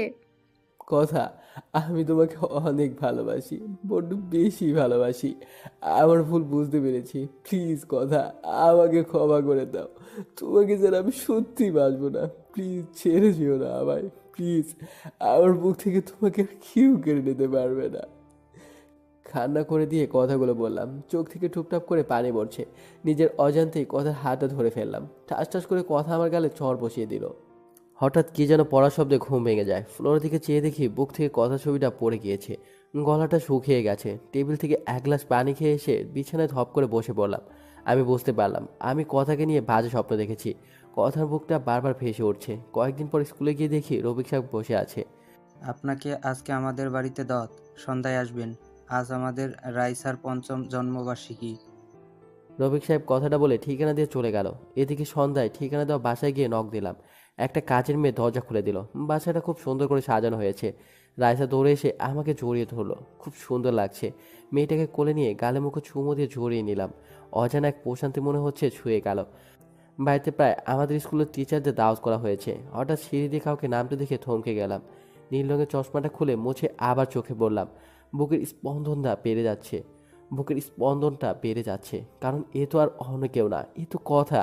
এটা কিভাবে সম্ভব? যাকে নিজ হাতে দাফন করেছি, যার চাঁদমুখখানা এখনো ভেসে ওঠে, কিন্তু কথা আবার বেঁচে আছে। কথা দিকে তাকিয়ে পলক ফেলতে পারছি না। নিজের অজান্তেই কথা নামটা ধরে ডাকতে গিয়েও গলাটা কেমন যেন ধরে এলো। অন্যদিকে পাশ থেকে কি যেন বলে উঠল, তোমার সাজতে এত সময় লাগে কেন? সবাই তোমার জন্য অপেক্ষা করে আছি। আমি কিছু ভাবতে পারছি না। এদিকে রফিক সাহেব কথার হাত ধরে নামাচ্ছেন। কথার সাথে কয়েকবার চোখাচোখি হয়েছে, কিন্তু কোনো কথা হয়নি। এদিকে রাইসার জন্মদিনে কেক কাটার পর কাঁধে কারো হাতের স্পর্শ পেলাম। পিছনে তাকাতেই দেখি কথা। আসসালামু আলাইকুম, আমি তানিয়া রেজওয়ান রফিক। ওয়ালাইকুম আসসালাম, কেমন আছেন? জি ভালো।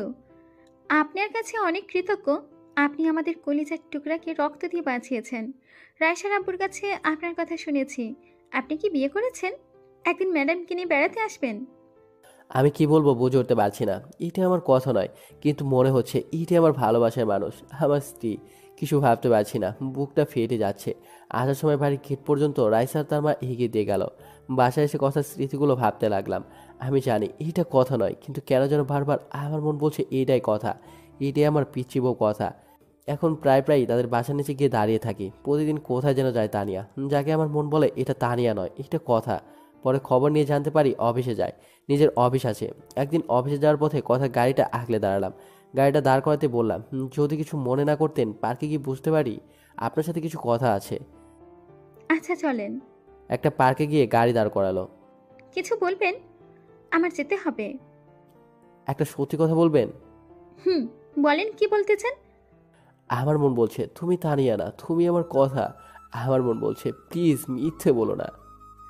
আপনি কি ঠিক আছেন মিস্টার রাজ? আমি তানিয়া রেজওয়ান রফিক। আপনার কথা কি বলছেন এসব? আপনি এসব কথা বলতে এখানে এসেছেন আমার? ছি, লজ্জা করে না? আমি মিথ্যা বলছি না। এরপর কথার সাথে ঘটে যাওয়া সবকিছু খুলে বললাম। কি আশ্চর্য! আপনি কি আমাকে নাটকের স্ক্রিপ্ট শোনাচ্ছেন?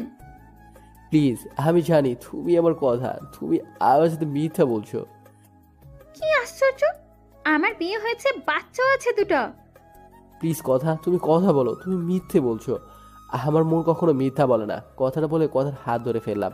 কথার হাতটা ছাড়িয়ে ঠাস ঠাস করে চর বসে বলতে লাগলো। আপনাকে ভালো ভেবেছিলাম, কিন্তু আপনার যে চরিত্র খারাপ তা বোঝার বাকি রইল না। লজ্জা করে না অন্য স্ত্রীর হাত ধরতে? আপনার কি বউ নেই? জানেনই আমার স্বামী আর 2টা মেয়ে আছে। তারপর আমাকে কেন বিরক্ত করেন? নির্ঘাত আমার মেয়ের জীবন বাঁচানোর জন্য আজ আপনাকে লোক ডেকে অপমান করলাম না, নইলে আজ আপনাকে পুলিশে দিতাম। ছোট লোক, নারীদের সম্মান করতে শেখেননি, জন্মের দোষ রয়েছে আপনার। কথাটা বলে জিভে কামড় দিল। এদিকে তানিয়া যাকে কথা ভেবে নিজের অজান্তে হাতটা ধরে ফেলেছিলাম, কিন্তু সে তো আমার কথা না। নিজের প্রতি আজ প্রচণ্ড ঘৃণা হচ্ছে। আজ আমার জন্য আমার মা বাবা কথা শুনলো। সরি, আমি ঠিক এমনটি বলতে চাইনি। না ঠিক আছে, বলবেন না কেন? আমি যে হতভাগা, নিজের স্ত্রীকে কত কষ্ট দিয়েছি, এতটা ভালোবাসা সত্ত্বেও দূরে সরিয়ে দিয়েছি। তবে জানেন, এখনও মাঝরাতে তার জন্য কান্না করি। তার ছবিটা বুকে নিয়েই ঘুমাই, তার ডায়েরিটা বুকে নিয়ে প্রতি রাতেই কাঁদি। 5 বছর পাগল হয়ে পাবনায় ছিলাম, জানি না আর কত কষ্ট পাবো। আল্লাহ যেন আমাকে আরও কষ্ট দেন। জানেন, যেদিন আপনাকে দেখেছি না, সেদিন আমার মন বলছে আপনি আমার কথা, আমার কলিজার টুকরার মতো।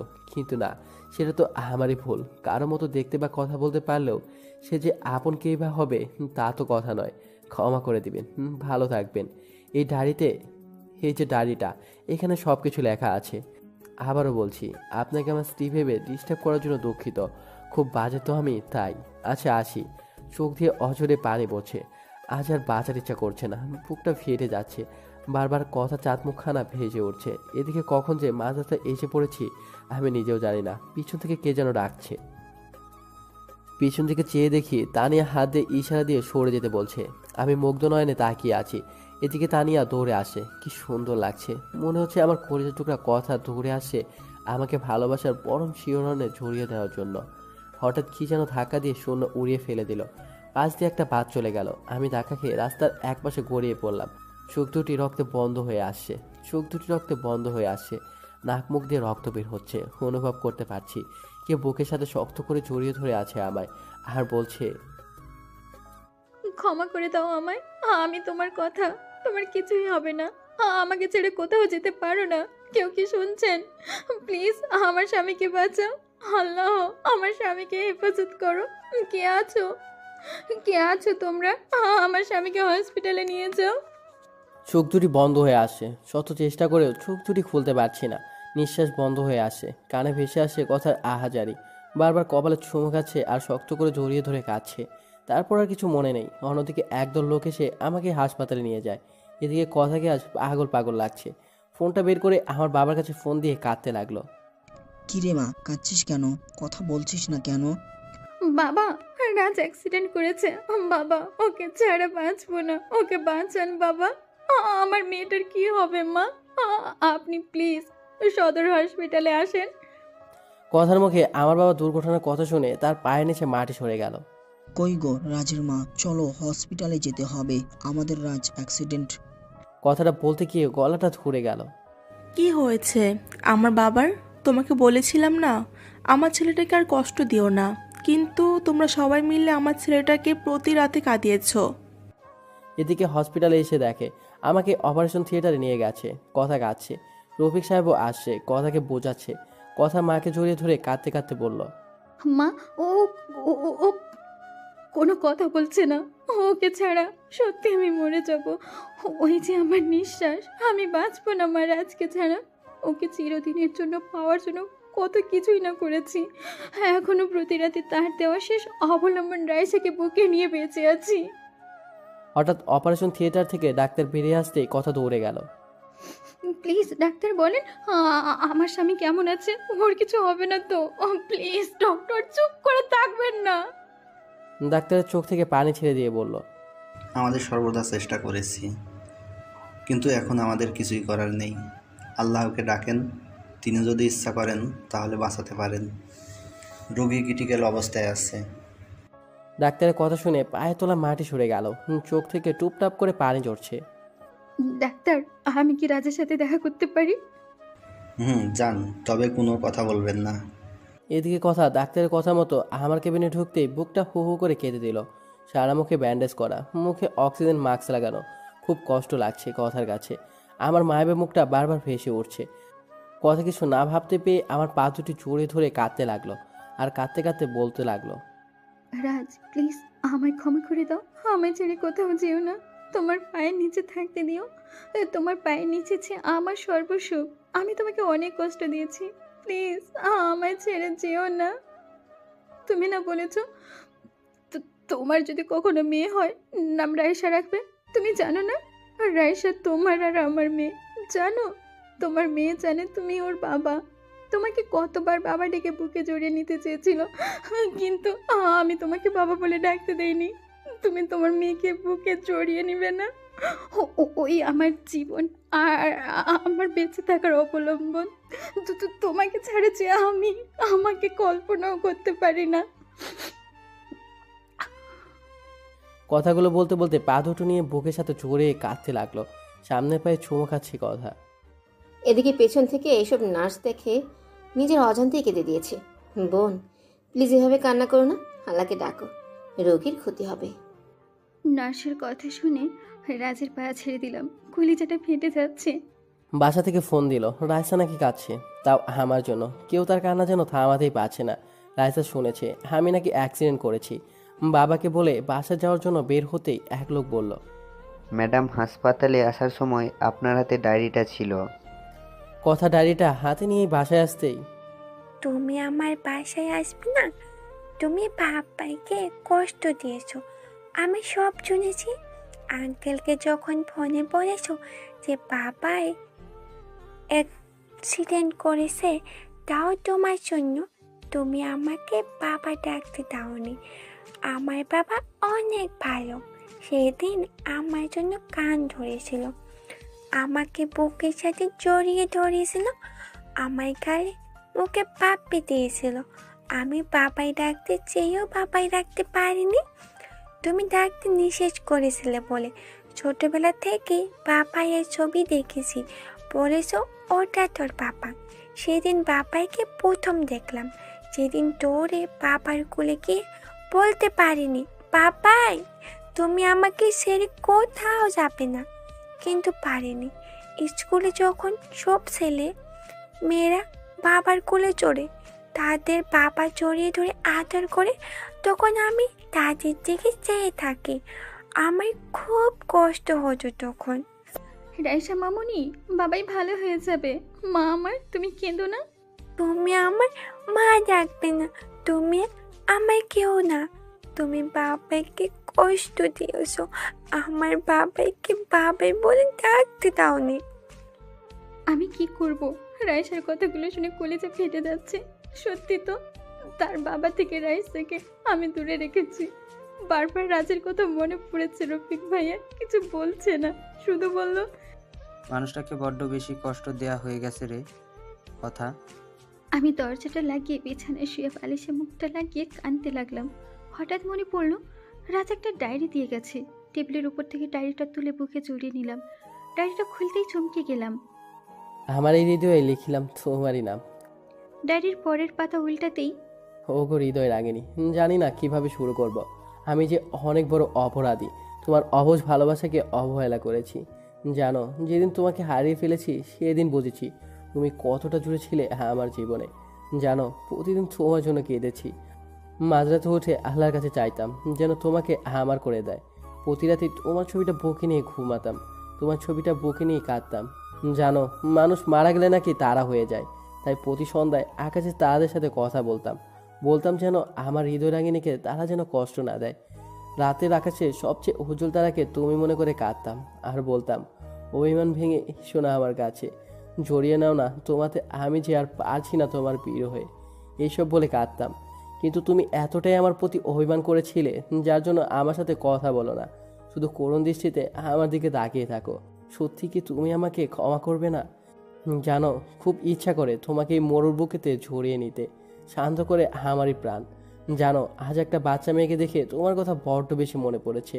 বাচ্চাটা দেখতে ঠিক তোমারই মতো। আমি এতটাই হতভাগী, নিজের বাচ্চাকে নিজ হাতে নষ্ট করে দিয়েছি। জানো, এখনও সেই রাতের কথা ভুলতে পারি না। তোমাকে দেওয়া প্রতিটা চোরের আঘাত আমার এখনও কলিজাতে গিয়ে লাগে। জানো, পরের দিন যখন বাচ্চাটাকে ব্লাড দিলাম, সেদিন মনে হয়েছে আমার খুব কাছের কাউকে রক্ত দিচ্ছি। বাচ্চাটার জন্মদিনে বাচ্চাকে বুকে জড়িয়ে নিতেই তোমার শরীরে গন্ধ পেলাম, কিন্তু যখনই শীতে তোমার মতোই কাউকে দেখলাম তখন সত্যি ভেবে নিয়েছিলাম আল্লাহ আমার ডাক শুনেছে। আমি আনন্দে আত্মহারা হয়ে গিয়েছিলাম, কিন্তু যখন শুনলাম তুমি কথা নাও, আমাকে ছিল না, তখন আমার কলেজেটা ফেটে যাচ্ছিল। যখন রফিক সাহেব এসে তোমার হাতটা ধরলো, আমার তখন মনে হয়েছিল কেউ যেন আমার কলেজাটা ধুমড়ে মুছে ছিঁড়ে যাচ্ছে। জানো, তুমি নেই জেনেই নিজের অজান্তেই পাগলামি করছি, আর বাসায় এসে কেঁদে বুক ভাসিয়েছি। পরের দিন ঠিক করলাম তোমার লেখা ডায়েরিটা তানিয়া আম্মুকে দিয়ে তোমার কাছে চলে আসবো। আমি যে আর পারছি না, মৃত্যুর পথ বেছে নেওয়া ছাড়া আমার যার কোনো উপায়ই নেই। তোমাকে ছাড়া যে এখন আমার নিঃশ্বাস নিতেও কষ্ট হয়, কষ্টটা আরও বেশি হয় যখন তোমারই মতো তানিয়া নামক মেয়েটাকে তার স্বামীর হাত ধরে আমার সামনে দিয়ে হেঁটে যায়। জানো, বড্ড বেশি তোমার কথা মনে পড়ে। কি করব, আমি তোমাকে ছাড়া যে বাঁচতে পারছি না। তোমাকে নিয়ে লেখা শেষ অবলম্বনটা তোমাকে মনে করে তানিয়া আপুকে দিয়েই গেলাম। জানো, খুব কষ্ট হচ্ছে লেখাগুলো লিখতে। ডায়েরিটা পড়তেই চোখ দিয়ে জল গড়িয়ে পড়লো। আজকে কথার একটা মিথ্যার জন্য আমি মৃত্যুর কিনারায়। খুব কষ্ট হচ্ছে কথার, আমার মুখটা বারবার সামনে ভেসে উঠছে, কথা কানে বারবার বাজছে আমার শেষ কথাগুলো। হঠাৎ বাইরে কিছু ভাঙা শব্দ পেল। কথা রুমে এসে দেখে রাইসা কাছে খাবারের প্লেট ফেলে দিয়েছে। মা, রাগ করে না, খেয়ে নাও। আমাকে মা বলবে না, আমাকে বাবার কাছে নিয়ে যাও। আর তুমি আমার বাবাকে কষ্ট দিয়েছো, আমার সাথে কথা বলবে না। প্লিজ রাইসা, মা আমার, তোমার বাবার কিছুই হবে না, প্লিজ কান্না করো না, খেয়ে নাও। আমাকে বাবার কাছে নিয়ে যাও, বাবাকে না দেখে খাবো না। হঠাৎ সবুজকে আসে দেখেই কথা ভাইয়া বলে কেঁদে দিয়ে বলল, ভাইয়া, রাজ বাঁচবে না, রাজকে ছাড়া আমিও যে বাঁচবো না। সবুজ কথাকে বুকে নিয়ে বলল, কান্না করিস না বোন, আল্লাহ তাআলা সব ঠিক করে দিবেন। তো কান্না যে দেখতে পারি না, মা বাবাকে তো ছোটবেলায় হারিয়েছি, তানিয়াটাকেও প্রথম দেখাতেই হারিয়ে ফেলেছি। তোকে খুন করার জন্য সাথী নামের মেয়েটা কন্ট্যাক্ট করেছিল। তোকে খুন করতে এসে তোর গলার লকেট দেখে চিনে ফেলি তুই আমার ছোটবেলার হারিয়ে যাওয়া বোন কথা। কিন্তু সে সময় তানিয়াকে গায়ের নিচে পৃষ্ঠ হতে দেখি, তোর চেহারা তানিয়ার মতোই ছিল। তাই যখন দেখলাম তানিয়া রাস্তার পাশে পড়ে আছে, দৌড়ে বুকে টেনে নিই। সন্ত্রাসী ছিল, মানুষের রক্ত দেখলে হাসি পাইতো, কিন্তু যখন নিজের বোনটার রক্ত আমার শার্ট ভিজে যাচ্ছিল তখন বুঝেছি আপন মানুষের রক্ত শুধু তাদের শরীর থেকে ঝরে না, আপন মানুষটির রক্ত কলিজা থেকেও ঝরে। তোকে আর তানিয়াকে পেয়ে অন্ধকার রাস্তা থেকে সরে আসি। তারপর রাজের বাবার প্ল্যান অনুযায়ী তানিয়াকে কথা বানিয়ে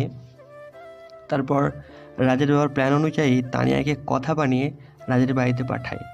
আর রিচি পায় তার মাকে। রিচির বাবা রফিক ভাইয়ার সাথে সব প্ল্যান করি, কিন্তু এই জন্য যে রাজ আজকে মৃত্যুর মুখোমুখি হবে তা জানলে কখনো এতটা মিথ্যার আশ্রয় নিতাম না। হঠাৎ রাইসা ধরে এলো, কথাকে জড়িয়ে ধরে বলল, মম চলো না বাবাইয়ের কাছে যাই, আমার সাথে বাবাই কথা বলবে। তোমাদের সবার সাথে রাগ করে থাকলেও আমার সাথে বাবাই রাগ করে থাকতে পারবে না। বাবাই জানে আমার সাথে অভিমান করলে তাকে কান ধরে অভ্যাস করতে হবে। কথায় কিছু বলতে দেওয়ার আগে রাইসা কথাকে জোর করে গাড়িতে তুলে নিয়ে গাড়ি চালাতে বলল। কথা রাইসাকে নিয়ে হসপিটালে আসতেই আমার বাবার সাথে দেখা হয়। মারে, কেমন আছিস? বাবা, আমি সত্যি অনেক বড় অপরাধী হয়ে গেলাম। নিজের স্বামীকে কোনো স্ত্রী এতটা কষ্ট দিত না। বাবা, সত্যি রাজকে ছাড়া বাঁচবো না। অন্যদিকে রাইসা তার রুমে গিয়ে বলতে লাগলো, ও বাবাই, বাবাই কেমন আছো তুমি? কথা বলবে না আমার সাথে বাবাই? জানো বাবাই, তোমাকে মম কষ্ট দিয়েছে বলে মমের সাথে আড়ি দিয়েছি। ঠিক করেছি না বাবাই? বাবাই, তুমি আমাকে বকে নিও না। বাবাই, তুমি আমাকে বকে নেবে না? আমাকে জড়িয়ে ধরে আম্মু ডাকবে না? হঠাৎ একটা নার্স এসে পড়ল। মামুনি, এখানে কথা বলা যাবে না। আপনি চুপ করেন তো, দেখছেন না আমি আমার বাবাইয়ের সাথে কথা বলছি। কথা বলবে না, বাবাই রাগ করবে। ও বাবাই, তুমি জানো মা তোমার জন্য কত কান্না করে? তোমাকে আমি ছোটবেলা থেকেই দেখছি মায়ের সাথে একটি ছবিতে। বাবাই স্কুলে সব মেয়েরা তার বাবাইয়ের সাথে ঘুরে বেড়ায়, তাদের বাবাই চকলেট আইসক্রিম কিনে দেয়। আমি এইসব কিছু চাই না, তুমি কথা বলো বাবাই, তাহলেই হবে। কথা বলছো না কেন? দেখছো না তোমার রাইসা কাঁদছে। প্লিজ বাবাই কথা বলো, আর চুপ করে থেকো না। আমাকে বুকে নাও, তোমার বুকে যেতে খুব খুব ইচ্ছে করছে। ও বাবাই, এত অভিমান কিসের তোমায়? মা কাঁদছে বাবাই। বাবা, মা তোমার জন্য রাতে কান্না করে, তোমাকে আমাকে বুকে নিয়ে তোমার নাম বলে ঘুমের ঘরেও কান্না করে। তুমি দেখো দাদু ভাই কাঁদছে, কথা বলবে না আমার সাথে? আমি কিচ্ছু খাইনি, তুমি খাইয়ে দেবে না আমায়? তুমি তুমি খাইয়ে না দিলে আমি কিন্তু খাবো না। ও বাবা, বাবা কথা বলছো না কেন? আমার খুব কষ্ট হচ্ছে বাবাই, আমার আমার বুকের মাঝে ব্যথা হচ্ছে বাবাই। কথাগুলো বলছে আর কাঁদছে। এদিকে রাইসার কান্না দেখে সবাই কাঁদছে। কথার কাছে মনে হচ্ছে তার কলিজাটা ফেটে যাচ্ছে। কিছুক্ষণ পর আমি কেমন জানি করতে লাগলাম। ডাক্তার এসে দেখতেই আমি কেমন যেন নড়াচড়া বন্ধ করে দিলাম। রুম থেকে বের হয়ে ডাক্তার চোখের পানি ছেড়ে দিয়ে বলল, সরি, আমাদের আর কিছুই করার নেই। আপনারা আল্লাহকে ডাকেন, আল্লাহ যদি তাকে সুস্থ করে দেন। কথাটা শুনে কথা হসপিটালের ফ্লোরে পড়ে গেল। সবাই কথাকে নিয়ে বেডে শুয়ে দিল। এদিকে সবাই কান্না করছে। রাইসা এসে আমার মাথায় হাত বুলিয়ে দিচ্ছে আর বাবাই বাবাই বলে ডাকছে। রাইসার কান্না দেখে সবাই কাঁদছে। আমার স্যালাইন নেওয়াটা বন্ধ হয়ে গেছে। হঠাৎ ডাক্তার এসে আমার মুখ থেকে অক্সিজেন মাস্কটা খুলে দিল। স্যালাইনটাও খুলে দিয়ে বলল, রাজ আর কোনোদিন ফিরবে না। যা ভেবেছিলাম তাই হলো।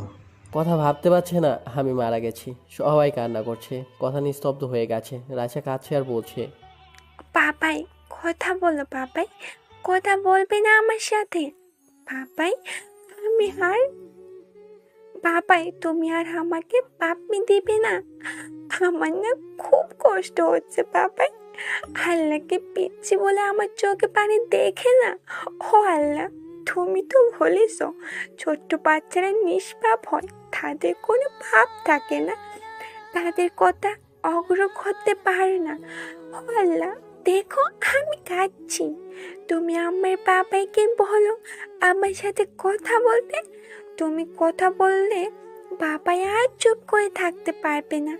দেখো তো বাবাই আমার সাথে অভিমান করছে, আমাকে কোলে না নিয়ে আদর করে না। আমার কষ্ট হয় না বুঝি? বাবাই, ও বাবাই কথা বলো। মা মা দেখো বাবাই কথা বলছে না। বাবাই বলো না কথা, কথা বলতে বাবাইকে। এদিকে সবাই আমার জানাজা করে খবরে নিয়ে যাচ্ছে। কথা বাকরুদ্ধ হয়ে ফ্যাল ফ্যাল করে তাকিয়ে আছে আমার চলে যাওয়ার দিকে। কলিজাটা ফেটে যাচ্ছে। আজ একটি ভুলের জন্য সারা জীবনের জন্য হারিয়ে গেলাম আমি কথা জীবন থেকে। মম, বাবাইকে কোথায় নিয়ে যায় বলো না মা?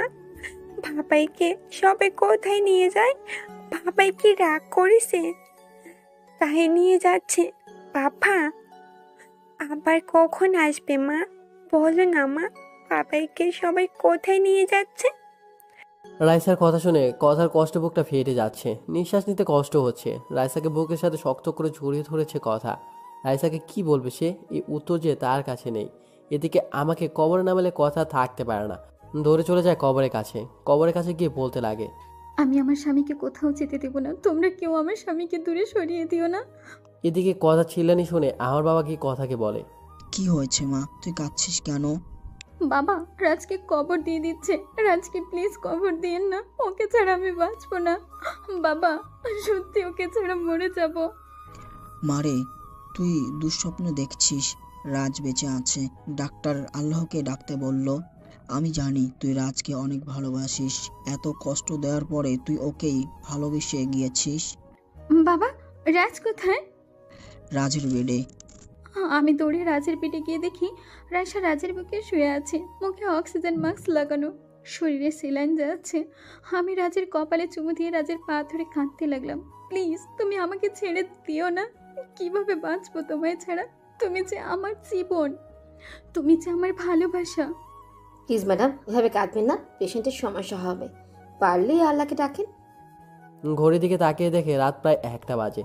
কথা দূরে কাত নফল নামাজ শেষ করে মোনাজাতে যদি হাত উত্তোলন করে বলতে লাগলো, হে পরম করুণাময় আল্লাহ তাআলা রহিম রহমান, এই শেষ রাতে পৃথিবীর সকল মানুষ যখন ঘুমন্ত, এমন সময় তোমার পবিত্র দরবারে দুটি হাত তুলে ধরেছি। ছোটকালে মা বাবাকে হারিয়েছি, বাবার স্নেহ কি জিনিস কখনো তা পাইনি মায়ের ভালোবাসা, একমাত্র অবলম্বন স্বামী। আজ আমার স্বামীর জীবন ভিক্ষা চাই তোমার দরবারে। হে আল্লাহ, ফকির এক দরজার ভিক্ষা না পেলে অন্য দরজায় যায়, আর তুমি ছাড়া তো আমার কোনো দরজাই নেই। এই ভিখারিণীকে তুমি খালি হাতে ফিরাইও না। আমি কিচ্ছু চাইনি কোনোদিন তোমার দরবারে, কোনোদিন বলিনি বা অভিযোগ করিনি। মা বাবাকে কেন কেড়ে নিলে? আল্লাহ, তোমার কাছে আমার স্বামীর জীবন ভিক্ষা চায়। আল্লাহ, আমার জীবনের বদলতে হলেও আমার স্বামীকে বাঁচিয়ে দাও। আমার মেয়েকে তুমি বাবা হারা করো না। আল্লাহ, সন্তান কাঁদলে নাকি মা সহ্য করতে পারে না। ও আল্লাহ, তুমি তো দুনিয়ার মায়ের চেয়ে তোমার বান্দা বান্দিকে লক্ষ কোটি গুণ বেশি ভালোবাসো। আল্লাহ, এই নিশিরাতে তুমি কি আমার কথা শুনতে পাচ্ছ না?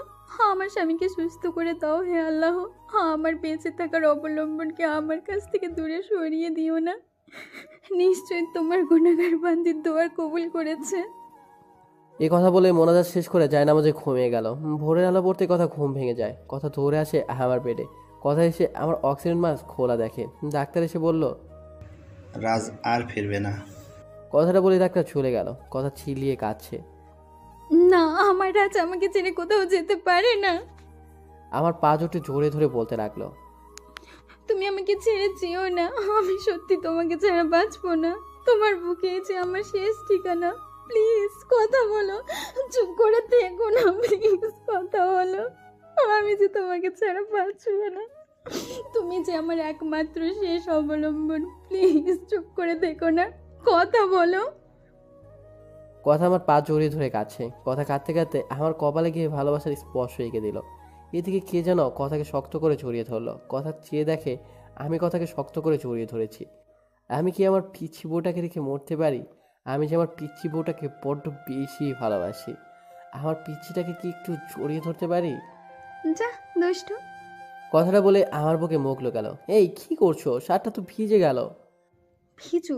কেন কষ্ট দিলে আমায়? তুমিও তো আমাকে কম কষ্ট দাওনি। 5টা বছর তোমাকে ছাড়া কাটিয়েছি, তাই আমিও ডাক্তারকে সব কিছু বলে ডাক্তারের সাথে প্ল্যান করে এসব করেছি। তবে অ্যাক্সিডেন্টটা সত্যি সত্যি হয়েছিল। আচ্ছা, সত্যি যদি আমি মরে যেতাম? কথা আমার মুখে হাত দিয়ে ফেললো। কি বলছো? তাহলে আমার কি হবে?